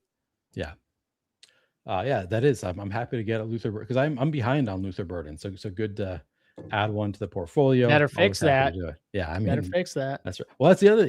Like I said, like I'm so in on Jalen Waddle, and like I sometimes will take Terry McLaurin over Luther Burden, but I believe in the talent and the offense, so I don't really want to fall behind there. Yeah, you can't fall behind on Luther Burden. You don't want to get burned by that. Yeah. Our logs is talking up. Really been enjoying these streams and have been enjoying drafting against y'all. Rooms have been good. It's been fun, man. It's been fun. We're gonna hopefully keep it going throughout the all the way up to the start of the year. Exactly. Or until this thing fills. I mean, we'll see when it fills. I was just at that comment, and then I'm like scrolled a little bit. Now I can't find it anymore. But yeah, I appreciate that. Oh, there it is. Our logs. Fiza wanted to get into the draft with us also. Sadly, we fell pretty quickly. Yeah, you got to be quick. You got to get that phone ready. You got to make sure your location is checked. Everything like that. You got to be very, very quick. Neil didn't even give a heads up too, which was the other. I did. Yeah, heads up. You had to be watching the stream to see that we were. So the kick wants us to take a running back. I would be willing to go with one of these wide receivers instead. I was wondering if JMO's still there, because you said you moved him up. So I did. He's top of my queue. JMO goes. I also do love Christian Watson, so I'd be fine. But also, if you want to go Trevion Henderson again, that's cool. I would be Trevion, Tootin, or Watson. I mean, if you want to go with another wide receiver, it's not bad. Like I'm into Christian Watson. I'd probably go running back here, but that's just me. All right, let's go Trevion again. I like it. Since I know you don't believe in the rookie, so we gotta really bolster that running back room. Now we got two guys that have big question marks, but that's all right. It can be the question mark backfield. We'll take Chuba Hubbard next. David asked Neil, Juicy Lucy or Skull Dog. I don't actually know what a Skull Dog is. I assume that's like a Twins game thing, some type of hot dog. Juicy Lucy is not my favorite type of burger. I prefer just a regular burger. In my experience with a Juicy Lucy, you bite into it and then just like hot cheese squirts all over your face and scalds you. And it's just not my favorite experience. There's probably a way to eat it. Like maybe you cut it in half first or something. But I'm actually not a huge Juicy Lucy time out. When you get a burger, you don't like cut it in half before you eat it? No, you do? Yes. Like regularly? Like you want to get stuff all over you. You want to like, so wait, you get a burger, you take the whole burger and you just bite into it and let all the stuff come out on the sides. That's a waste. Chat, back me up here. That's weird, right? Nobody does that. This is like, you're clearly not a guy who eats a lot of burgers. Like just based on like what I know. I eat burgers all the time. Do you really? Okay. Yeah. I eat burgers. I eat like burgers, chicken sandwiches and stuff all the times. I always cut it in half. I'm not even going to say that's a Massachusetts. I lived in Massachusetts. I never saw anybody cut their burgers. That's a John thing. That's a JSU thing. Cutting burgers in half. Okay. All right. At least you got to cut it. No, but you got to cut it in half because it's too big. So when you take a bite of it, you're going to lose stuff on the sides. Like if you got pickles and onions and lettuce and whatever else you put on your burger, it's just going to all gush out on the side. And then it's like, now I got to like pick it up with my hands or my fork, put it back in my sandwich or just throw it in my mouth. Like, I don't want to do that. You gotta hold it. You hold it on both sides. So you're holding all the stuff in there. Drake May here with too much work. Yeah. Drake May. Jordan Tyson, Parker No, Washington. Drake May. Yeah. Drake May. Love it. Be a man. How about be smart? Just you got those Kenny Pickett hands. Hey, listen, I didn't say my hands are huge, but they're not small. I got thick fucking fingers. My wife actually makes fun of me all the time. Yeah. We're all little, but we have sausage fingers. Nice. Yeah. I've learned that I can still grip a basketball. I like for years I was like I thought it just like, well, you're a big guy though, right? I mean, I'm 5'11". Like I'm not like a giant dude, but I'm pretty average. But I have like really long arms and I think long fingers. But yeah, like since I started playing basketball again, I found that like, that will help. It helps when like you're long playing. Fingers. Yeah, long fingers. But also just like when you start playing, like you like get the feel for it, and like it just like becomes more of a like I don't know, your hands get softer, so you can like grip the ball easier. When I played, when I was like in high school and stuff like that, I could actually palm a basketball. Nice. I can't do it now, but like my like grip strength was good enough. My hands weren't that big, like I said, but my grip strength was so strong that I could squeeze and palm a basketball. But nice. Maybe if you started playing again, you'd be able to again. Probably, yeah, if I wanted to, but I don't play anymore. Playing basketball, you're just asking to get hurt at this point. Once you hit the old you're not even that old. Come on. I know. I'm going to be 35 in like a couple of weeks. You're a young man. Okay, do you want to go Pollard, Jaylen Warren, somebody else? Do you have a preference between those two? Because I have Warren like one pick ahead of Pollard, but I'm cool. I view them very similar. Me too. I've got more Pollard, so I'll go with Warren here. Go with Warren. Yeah. Because I know some people that are talking up Rico Dowdle, and obviously Pollard's guy is Tajay, who goes way later. Do you have like a Warren Dowdle take? Not really. I think DraftKings, you take Warren. I think he's going to be more involved in the passing game.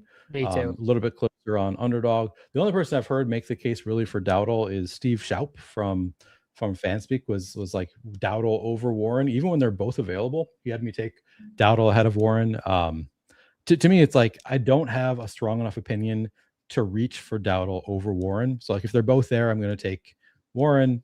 But also I maybe will just push it around the turn if they're both there and hope that one of them makes it back. Yeah, I don't know. It's not something I have a super strong opinion about. But I know Nez is really in on Warren over Dowdle, and he's a Steelers guy, so I assume he's got his ear to the ground there. I am too, but because like you said, I think he gets like the Gainwell role, which I think is the better role with Aaron Rodgers. Yeah, that's kind of my overall. You think that Dowdle gets the Gainwell role? No, Warren. Oh, Warren. Yeah, right. So, like, to me, getting whoever's playing the Gainwell role in an Aaron Rodgers-led offense is going to be the more valuable back. It's not going to be the plotter role. Yeah. This is funny, the difference of opinions on Jeremiah Love. Spellkowski says, Love is last year's Ginty, which is, I'd say, pretty bearish because Ginty missed in a big way. But then OTR says, do you really like Jeremiah Love? And he says, the third overall pick in the third round. Points like that's kind of absurd that he was the third overall pick. Well, and we get him in the third. Neil, if we're playing we're on the clock. Sorry. Oh shit. Okay. I was gonna say, Trevor Lawrence is still there. I mean, do we have anyone? We don't.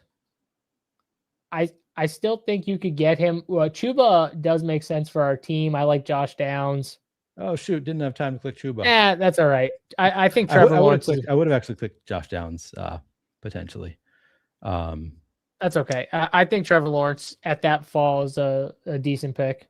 We're talking about this in my Discord a little bit, by the way. Free to join if anybody wants to join the Flaniverse Discord. Link in the description of the Flaniverse YouTube. We were talking about whether Trevor Lawrence is somebody that could win in Week 17 without any stacking. And we, kind of had a little bit of a back and forth on that. I actually love Lawrence in stacks. I think those are like very viable where you get both of them and somehow you get like the rushing upside of Trevor Lawrence in Week 17 plus like maybe a passing touchdown, which we saw them do a lot because they scheme up a lot of plays to the running backs even in the passing game. So don't squirt hot cheese. Yeah. He wouldn't do it if he cut his burger in half. I'll say that. Maybe right. Maybe that's all I got to do. But to the point that he was just making about the third round pick in the third round. Well, Neil, who was the fourth overall pick in the draft this year? Yeah, Cardinal Tate. Where do you get him? You get him. That's fair. Get him like in the sixth round. Okay. All right. What about Jordan Tyson? I see the point you're making. You know what I'm saying? So if we want to play that game, we can play that game. I think the whole point behind this is you can draft, you can say what you want, but like we were over drafting these early running backs, these early receivers. I assume you want Jaden Reed, right? I like Jaden Reed. Yeah. Yeah. Okay. We were overdrafting these guys for the last few years. The Marvin Harrisons, the Ashton Genties. These were the worst picks in best ball going in the first round, the second round, and stuff like that. And I said that. Tedero McMillan last year, I hated Tedero where he was going. These were all, in my opinion, bad picks just because of a lot of the unknown stuff we haven't even seen. And we're drafting them at, I would say, a pretty high like not maybe their top tier draft capital, but pretty close already for a guy that's never played a down of football in the NFL. And it's like, man, let's just see it a little bit. But everyone wants to be first on those type of players, Neil, that they can't help themselves. Now we finally, as a best ball community, have decided, okay, we got to stop doing this a little bit. It's gone too far. And now we're starting to see guys go probably where they should be, or still maybe a little earlier than they should be, but closer to where they should be. And it's corrected itself, in my opinion. So you can say what you want about like, oh, Jeremiah Love, 3rd overall pick, 3rd round. That's a value to me because last year he would have been a 2nd round pick. You would be right. But the problem is we were all wrong. Everyone was wrong about that 2nd round pick or that Ashton Genty being a 2nd round pick last year. So it's just, it's the rookie thing. We all want rookies. They're fun, right, Neil? Even I will say, like, man, Jordan Tyson is a fun rookie. Like, that's a fun rookie to draft. I'm not going to lie. I want to draft Jordan Tyson. Mekhi Lemon, fun rookie. I want to draft those guys. But, like, I also want to, like, caveat, like, those guys would be going 2 rounds earlier 2 years ago. Fair. Values on all rookies right now. If you like rookies, draft them, but it's everywhere. All right, I'm queuing up Jordan Mason and Romeo Dobbs. I think Mason would be my pick here because Dobbs sometimes falls. Take Mason just because. Oh, Love is also a possibility, by the way. We have 2 quarterbacks, though, right? We do. Yeah. Yeah, now. Take Mason, and here's why. I think our running backs, we might need somebody like Mason. And I'm not a Mason guy. I'm not pushing him up the board like most people are right now. I understand why they are. But I think for this team specifically, where we have Travion Henderson, we've got Jeremiah Love, we have those guys that are like the boom bust type guys, right? We need someone that could give us technically a little more consistency. Maybe not the upside, but just like an okay floor if that role is what it is. And the offense is better with what should be better quarterback play, right? Because you can make the case like a little better quarterback play, a little more consistency at the quarterback position, and everyone else kind of plays a little better. The running game, everything like that. Yeah. So that's the idea behind it. And Minnesota does have a good offensive line. So, I think he's the right pick where we're picking at right now with the team we have. All right, Jordan Love does go 1 pick before us. I'd be fine with Khalil Shakir, or we could do one of these tight ends. We could pull up Stephon Diggs. What are you thinking here? I'd probably Rodriguez. I'm fine with Shakir, or one of those tight ends. I just don't think we need one, right? Yeah, we have Bowers. So yeah. We're not exactly desperate at tight end. That's. I feel like that pick is always a tough one for me at 125 because it's always a lot of players I like and not really a lot of players that I love there. And like Khalil Shakir is like I have so much Shakir, and I think he's a good pick. I think it's just objectively. Who are the best picks, Neil? Best picks were the tight ends. Yeah, we didn't need the tight ends, but they were the best picks, in my opinion. Yeah, they were a bunch of the best picks. Shakir was, the top of the sidekick, and I hard to disagree with that. I think Shakir is just, I think he's 50-50 to outscore DJ Moore this year. And DJ Moore goes in the 5th round. More I thought about it, we should have took Jalen Coker. We could have done with JSN. Yeah. I personally think even though Khalil Shakir plays on a better team, I just think like Coker has a better chance than Shakir to give us like that monster game in week 17 or week 15, 16, whatever. Whereas Shakir, man, he's playing behind a lot now with DJ Moore there. They draft Skylar Bell. Whoa. He's not playing behind a lot because they drafted Skylar Bell. Yeah, well, no, he's playing behind a lot because he's playing behind DJ Moore, Dalton Kincaid, and Skylar Bell is going to be a thing. I guarantee you, Neil, by the end of the year, Skylar Bell is playing real solid reps for that team. Keon Coleman is not a thing. He'll never be a thing. They'll try and make him a thing. It won't work. Then they have all these other vets, right, that they throw out there. Who was it last year? Brandon Cooks. Remember Brandon Cooks was one of their main receivers. Palmer. Josh Palmer. They try everybody, right? They finally drafted this kid who's actually pretty good, and I don't think people realize how good, but he's going to be a like solid kid that I think Josh Allen will build chemistry with. So I think not in the beginning, but by the end of the year, I think he's playing, and I think he's playing real reps. This is slam Chris Rodriguez, right? I guess he's only 2 picks past ADP, but you can take him. You don't like it? Who do you prefer? No, take him. Okay.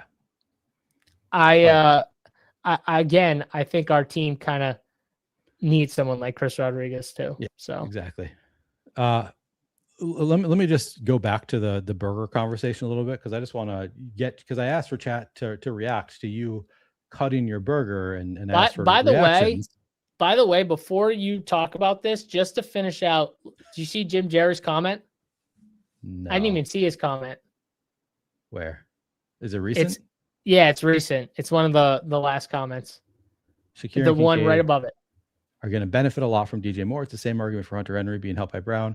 And yes, Skylar Bell will be a guy for them this year. They love Bell. Yeah. And he's a Bills fan. I'm telling you right now, they like these type of players. These are guys that they haven't really had a lot of, but like Skylar Bell is going to be one of those, like, just put him wherever and he's going to catch the rock. He's going to give you the consistency that you're going to want, or Josh Allen's going to want, as opposed to like the Keon Coleman bullshit that they don't want to deal with. You know what I mean? That they're already getting fed up with. The old vets and stuff. They need youth, right? They need some youth. We stop throwing out those damn veterans. You got DJ Moore now. He's a vet. Khalil Shakir is now a solid vet. They need a little youth. Skylar Bell.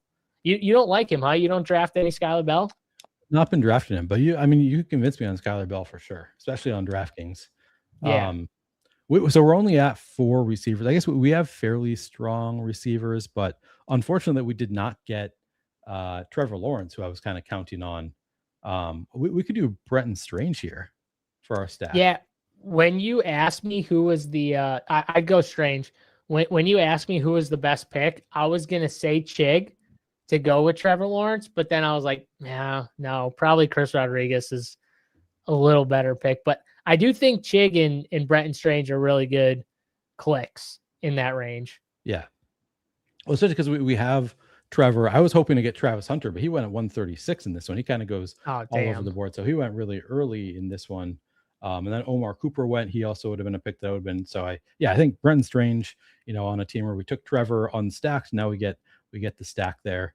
Unfortunately, we did not get Romeo Dobbs to pair up with Drake May. So all we have there is Trevion Henderson, but I think that's fine. I think that's a pretty strong stack.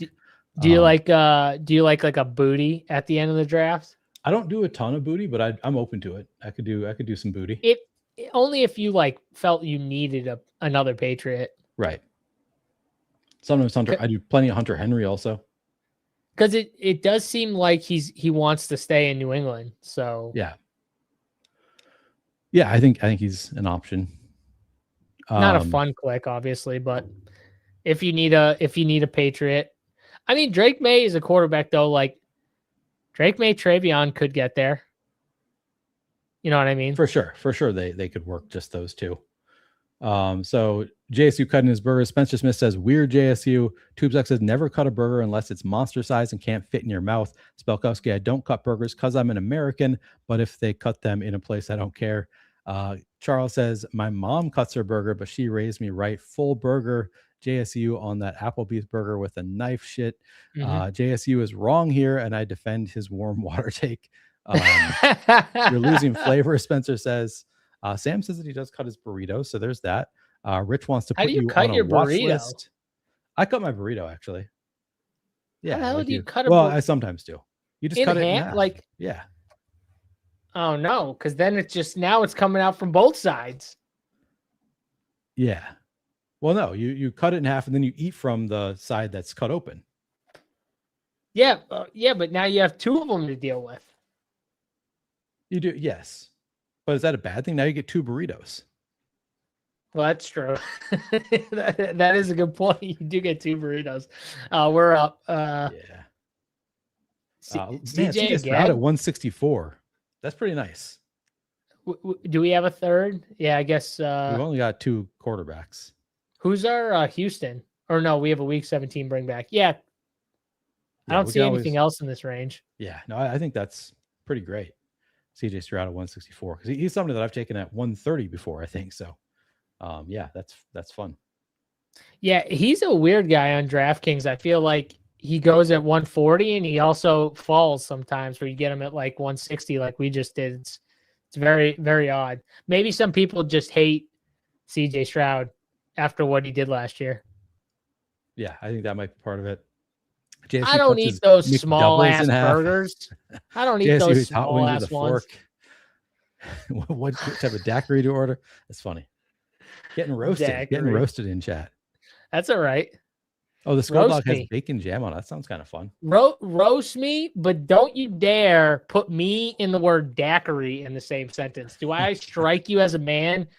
If I were to drink, which I don't drink, would pull a daiquiri out, that is the last thing I'd pull out. There'd be nothing at all fruity. Do you drink like zero? Interesting. But if I did, it would just be like straight alcohol. It wouldn't be like fruity alcohol or anything like that. There'd be no like good strawberry daiquiri from time to time. No, there'd be none of that. It's a rare thing, but it's a rare treat. The wife likes those though. The wife does enjoy those. They are delicious. Do you want to go Dalton Schultz, Dejon Stribling, Trey Harris? Something else. We already have two tight ends.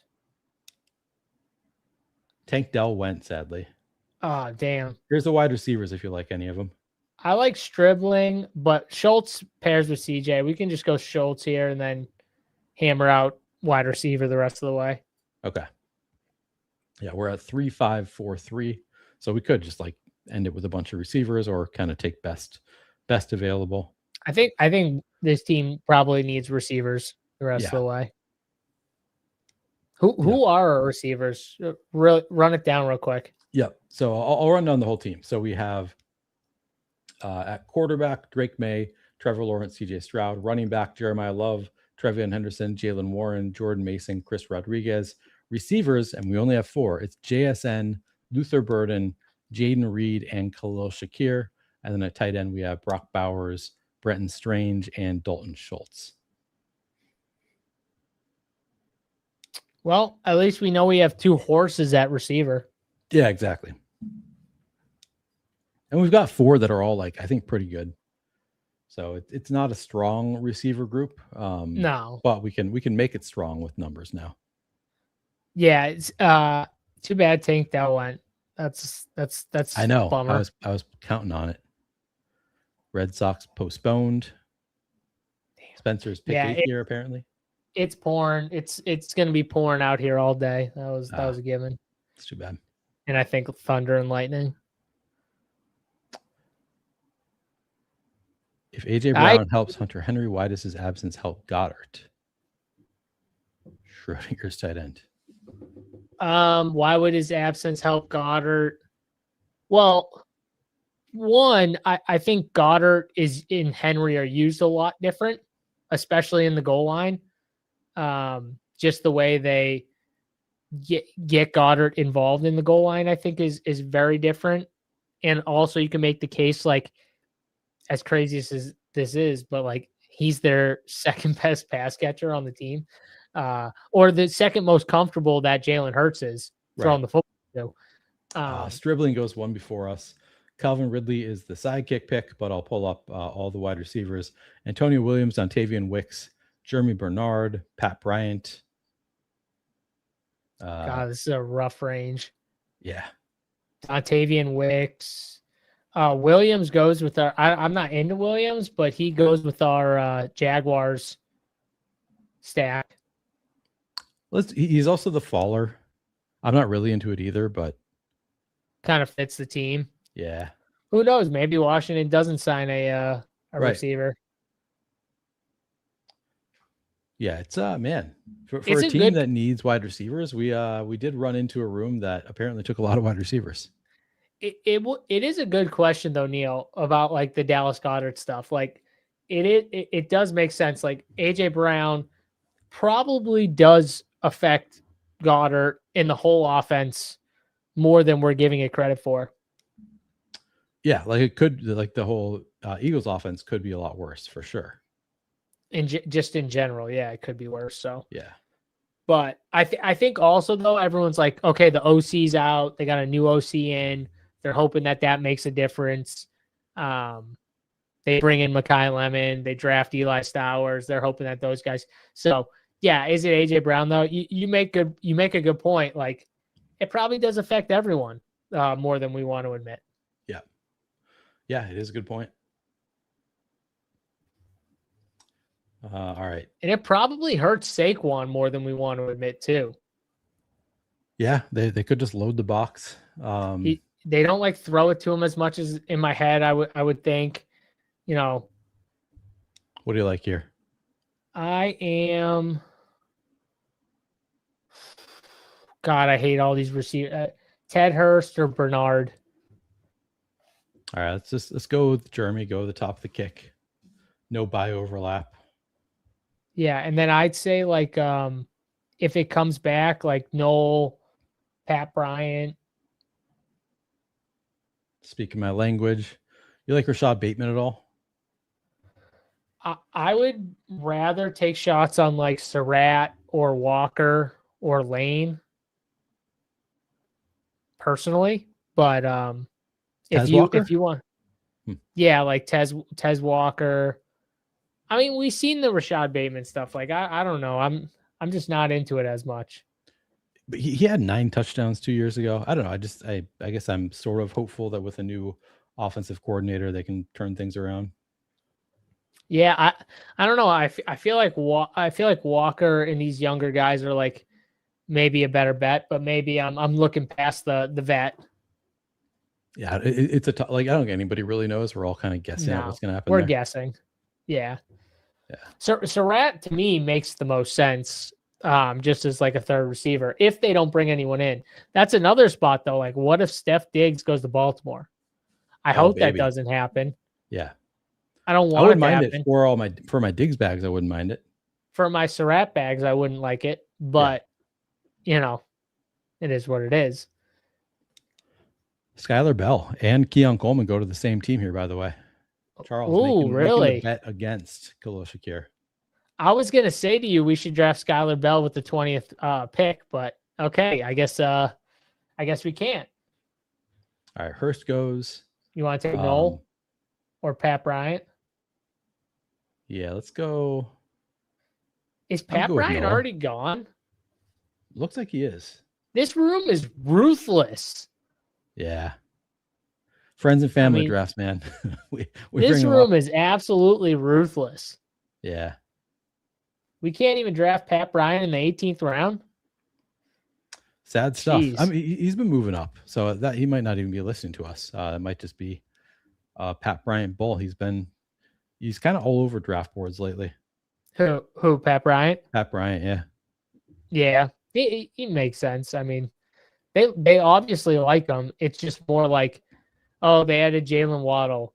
Oh, Pat Bryant couldn't stay healthy at the end of the year, kept getting concussions. That's never good. Like, yeah. But if you look at if you just kind of look past that and look at how they use Pat Bryant at the end of the year and kind of like threw Troy Franklin to the side, you know, after using Troy Franklin pretty heavily in the middle of the year or beginning of the year, whenever it was, it was clear to me like he overtook Troy Franklin. Do you like Surratt here? Yeah, if we're just talking like overall, I'm Surratt over those guys you have. All right, let's do The that. kick says Lane, but like the kick is literally just like alternating between those guys. Yeah. Like That's I just don't think the kick is like, oh, I like Lane more than Surratt. It's just like in this set of Sims, like Lane is the one that's getting the role, you know? I've heard Pat talk about that on his Tuesday show, that like that's part of their how they try to do it is like he's not overly confident in Surratt being better Correct. than Lane. So he doesn't want it to give you Surratt over Lane every time. So it's Every kind of time. built into the Sims that like, yeah, we're going to have their range of outcomes close enough because we don't really know who's going to be the guy. So then if you do feel strongly, like you think that you're, really confident that it is Surratt, then you can just IKB any Lane to Surratt, which I sometimes do, but not always. And I think you can take them both and go easy cards. I've talked about this in other streams, but like I think you can just take them both, and then you're just rooting for nobody to sign with the Ravens, and you have them both. And one of them's probably going to be a 0 or a bust if everyone's healthy, but the other one's probably going to be a good pick. And I always keep saying this, but like on DraftKings, if you have one bust on your team, it's not the end of the world. Like your team can overcome 1/20th or 19th round bust. True. You don't want the 0, obviously, but your team can overcome it. Who is the Colts wide receiver 3? I believe currently it's Ashton Doolin. That's who it is. I mean, for now, he's going to be like the, he's going to have that big average depth of target. He's going to be doing a lot of the clearing out, all this clear out stuff, trying to go deep and everything like that. But I think it just should make you more bullish on the Colts, like main guys.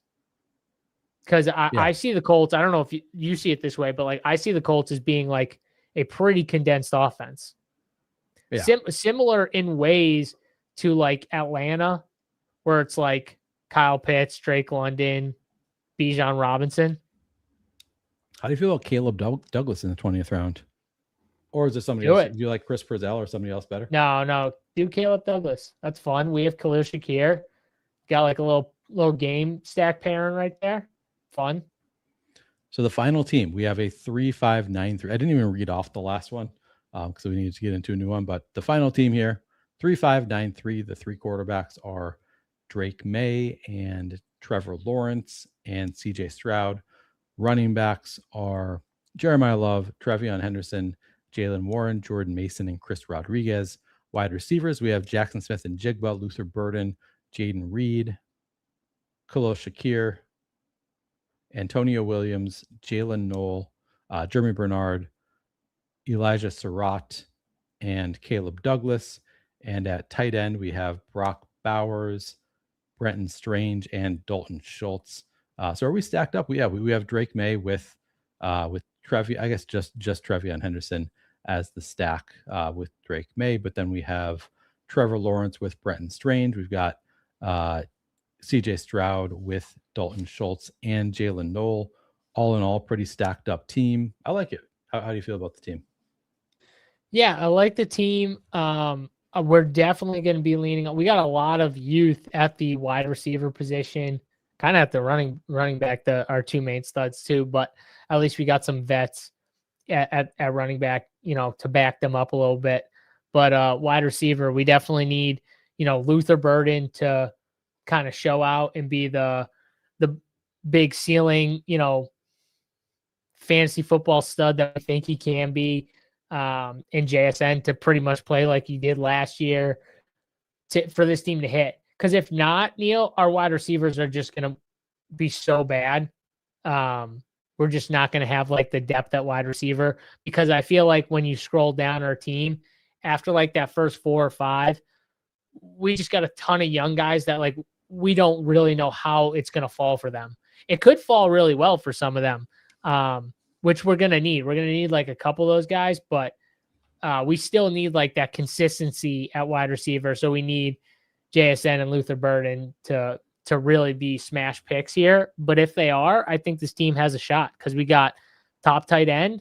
I think we've got a solid spread of a running back room where we've got the 2 ceiling guys and then a few just like solid, like floor, guys that can give us decent weeks. And then I like our quarterbacks, obviously. So we got good quarterback play. So I think every other position, we're pretty stacked in.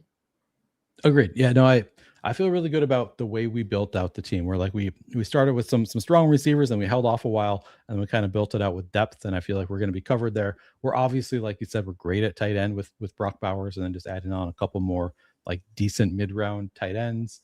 Running back is questionable, but like I think we have the depth there, and I see higher upside in Jordan Mason than most. So I like it. To go to team 8 real quick, Neil. That's our guy Spencer Smith. He said he wanted us to check it out real quick. Let's do it on the board. It's easy to see what happened there. The so that's him. Lights.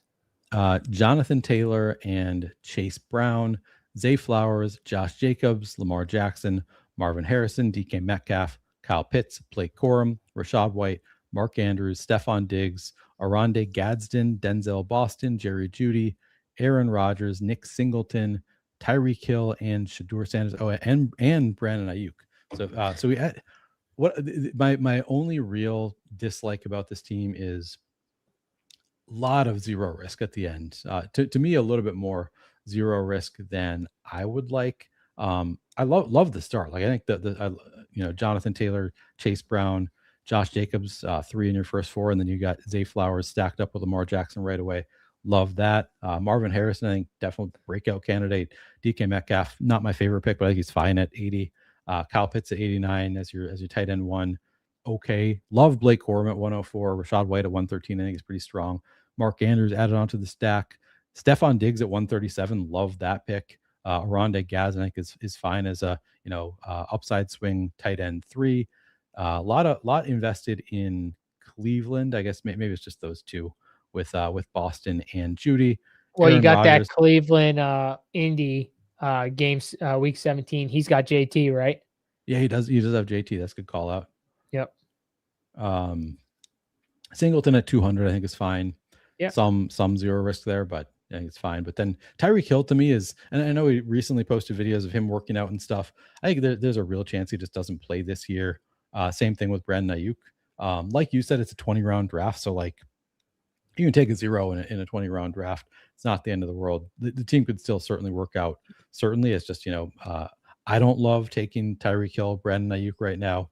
Maybe you see it differently, John. Do you like taking these guys any better than I do? I don't love taking those guys, but I will say, like, if you want to take one of them, fine. But in my opinion, looking at this wide receiver room, you've got a lot of, Zay Flowers, great pick. You pair him with Lamar Jackson, but like Marvin Harrison, there's risk there. You know what I mean? We didn't. He's obviously dropped. He was super talented coming out of college. Everyone loved him. 1-2 turn pick. Disappointed last year. Michael Wilson outplayed him tremendously last year when he got the chance to. Does that happen again? There's definitely questions, right? And then like the Carson Beck stuff. Does Carson Beck play late in the season? How does that affect Marvin Harrison? It might affect Marvin Harrison the most, honestly, of anyone, because who's going to be the friendly, go-to guy for the rookie?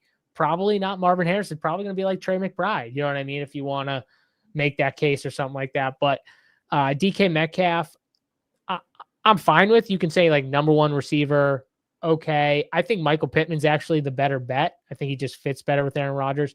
But my point being, when you look at your receiver room, I think there's a lot of question marks with your early guys. And then you take a bunch of tight ends and running backs, which I like all those guys. So then you take 2 guys at the end that are potential zeros that don't have a team. I don't love that just with the way you built out your team. I would have rather take shots on like Elijah Surratt, a Jacoby Lane, a Devontae Walker, Rashad Bateman, like to go with your stacks or anything like that. Guys like that, Bernard, who we got later, you had Aaron Rodgers. I don't think you needed the Nick Singleton pick, even though I kind of like Nick Singleton as a bet. in the 200s. I don't hate him as a pick in general. I just think for your team, I don't think you needed it. If you were going to take Tyreek Hill and Brandon Ayuk, I would have probably went, what do you go, 9 receivers, Neil? How many receivers do you have? You went 3, 6, 8, 3. So I would have went like 9 or 10 receivers on this team because you took 3 running backs early. They all have different bye weeks. You could make the case that this team could be a 4 running back team. You could have stopped at Corum or White and made one of those a wide receiver for sure. That's what I would have done, and then not take the Singleton pick and take another receiver here. I would have went 10 receivers if my plan was to take Tyreek Hill and Brandon Ayuk, take those potential zeros, give me at least 10 receivers on a team you start 3 running backs with. That actually makes a lot of sense to me. So I think my biggest problem with this team is not actual team itself. It's the fact that you took those potential zeros. You should have went 10 receivers, in my opinion. Yeah, I think that's accurate. I think that's right on. Like, just like the receivers, if you're going so high risk early with receivers, and then you just add on more and more risk towards the end. Spencer's saying that I'm building in depth when I draft. I'm looking for upside. Just to me, you don't have a ton of sure things there. Like, you need some kind of base at wide receiver, in my opinion. So overall, just and you can make the case depth at wide receiver is going to be very much lacking if one of those guys doesn't sign. Just one, right? That brings you from 8 to 7. And I think like best case scenario for Tyreek Hill, I believe, is like start midway through the year. So like you're probably taking a 0 at least for part of the year with Tyreek Hill. Brandon Ayuk, who knows? Like he could play the whole year. Ayuk, best case scenario is that guy is, I don't even know what is the best case scenario for him. Like is there a crazy team out there that actually signs this guy and gives him a chance? The Browns. I'm trying to think which team is crazy enough to take the Browns of all teams. Well, I mean, just the Browns just don't give a shit. Like they'll take anybody. But yeah, they have a lot of wide receivers. I get upside. I get betting for upside. It's you just have a lot of unknowns. You could still do the upside that you're talking about, but have drafted 9 or 10 receivers to give you the out of, if those 2 guys don't play, you still have 8 feasible players at a 3, like you must start at least 3 of them on every team position. That's all I'm saying. I get the upside bet. My problem isn't the zeros potentially. That's not even my problem. It's just that you took 3 receivers or 3 running backs with your first 4 picks, all different bye weeks. You set yourself up perfectly for 10 receivers. Yeah. Players do their outs there. Just, I don't know. Jason says best case scenario from a value standpoint, it stands about anywhere, will be a top 40 pick for sure. Not looking super likely though. Yeah, he will be a much earlier pick if he does sign somewhere. But yeah, just getting. If any of these guys sign, they're going to be a much earlier pick. Yeah. I mean, Tyreek Hill will fly up boards if he gets signed. I need to move on just because I do have softball early tonight and I'm getting picked up, so I don't have a ton more time. But we had a couple more people in the draft. We had, let's see, Charles is pick 11.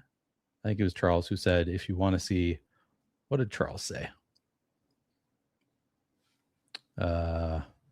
If you want to be negative, review that 111 team. All right, well, we'll take a look real quick at Charles's team. So Charles goes Saquon, Omar, and Hampton, like that.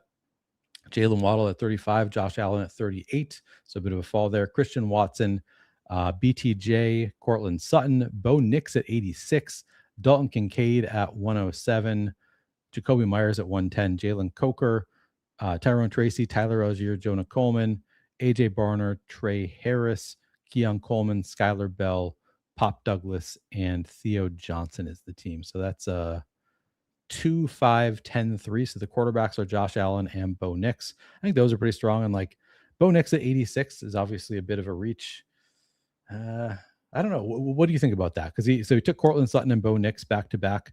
I feel like Bo Nix is likely enough to make it back at 107. That when you already have Josh Allen, I probably would have taken a Pittman or a Pitts or somebody else. Like there's good enough players there that I probably would have pushed Nix. What do you think, John? Yeah, where was the Jalen Waddle drafter?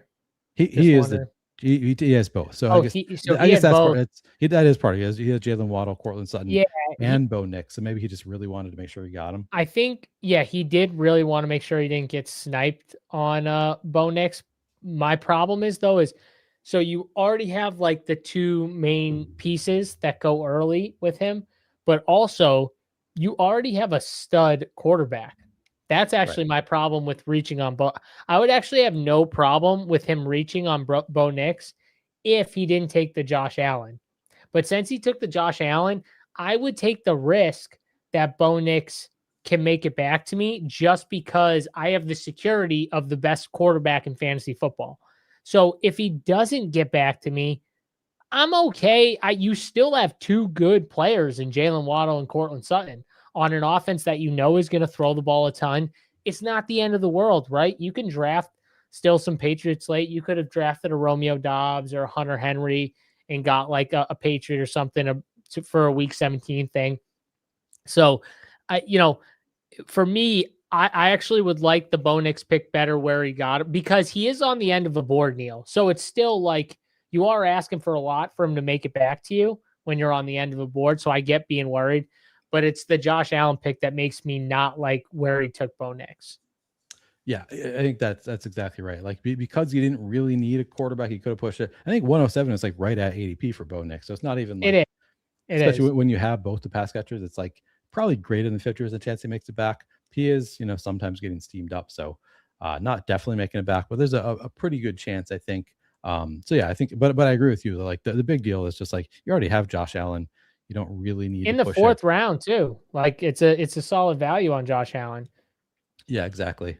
Nice and stacked up though. He has Knicks with both Sutton uh, and Waddle, and then he adds on Jonah Coleman for the team stack, and then on Josh Allen, he's got Skylar Bell and Keon Coleman and Dalton Kincaid with Josh Allen. So nice and stacked up there as well.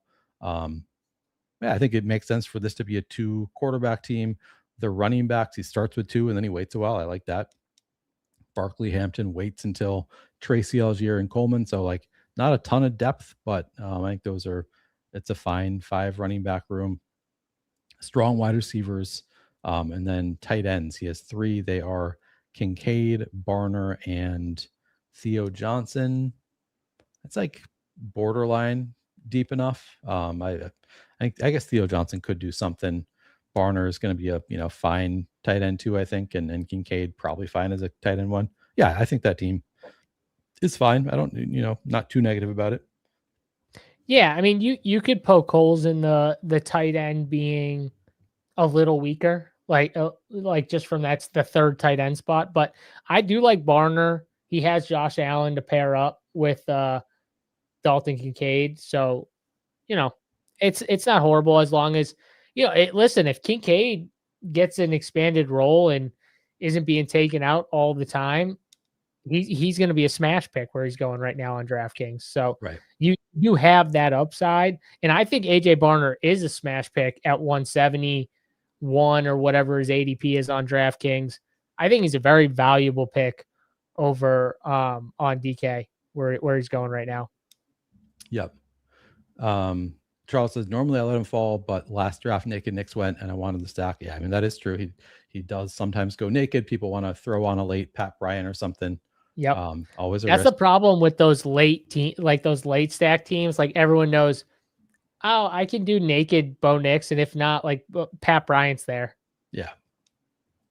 And then Jim Jerry just his only comment is my running back room is really thin, even though I have Jahmyr Gibbs. But he has Gibbs and Montgomery. I think that's a strong start. But then he waits Woody Marks, Jadon Blue, Katron Allen, Damon Claiborne, and Amari DiMarcado. So you need something to go right beyond the top 2. I do really like both. I'm a pretty big Montgomery bull this year. Like I think he's going to get so much volume that I think Montgomery is a totally fine running back too. Yeah, it's a little bit thin overall, but not the worst running back room because I think Gibbs is just a lock and load every week running back 1 as long as he's healthy. Yeah, Gibbs, Bijan, those guys are lock and load. They, pretty much just assume they're filling one of those spots every week. Yeah, and it's the same thing with like Chase and Puka, in my opinion. Like you're really hoping those guys just fill your spot, almost every week. So, that's how I'd view it, especially the running backs though. But I don't know about you. Like when I take an early tight end, it does feel worse when I take a earlier quarterback.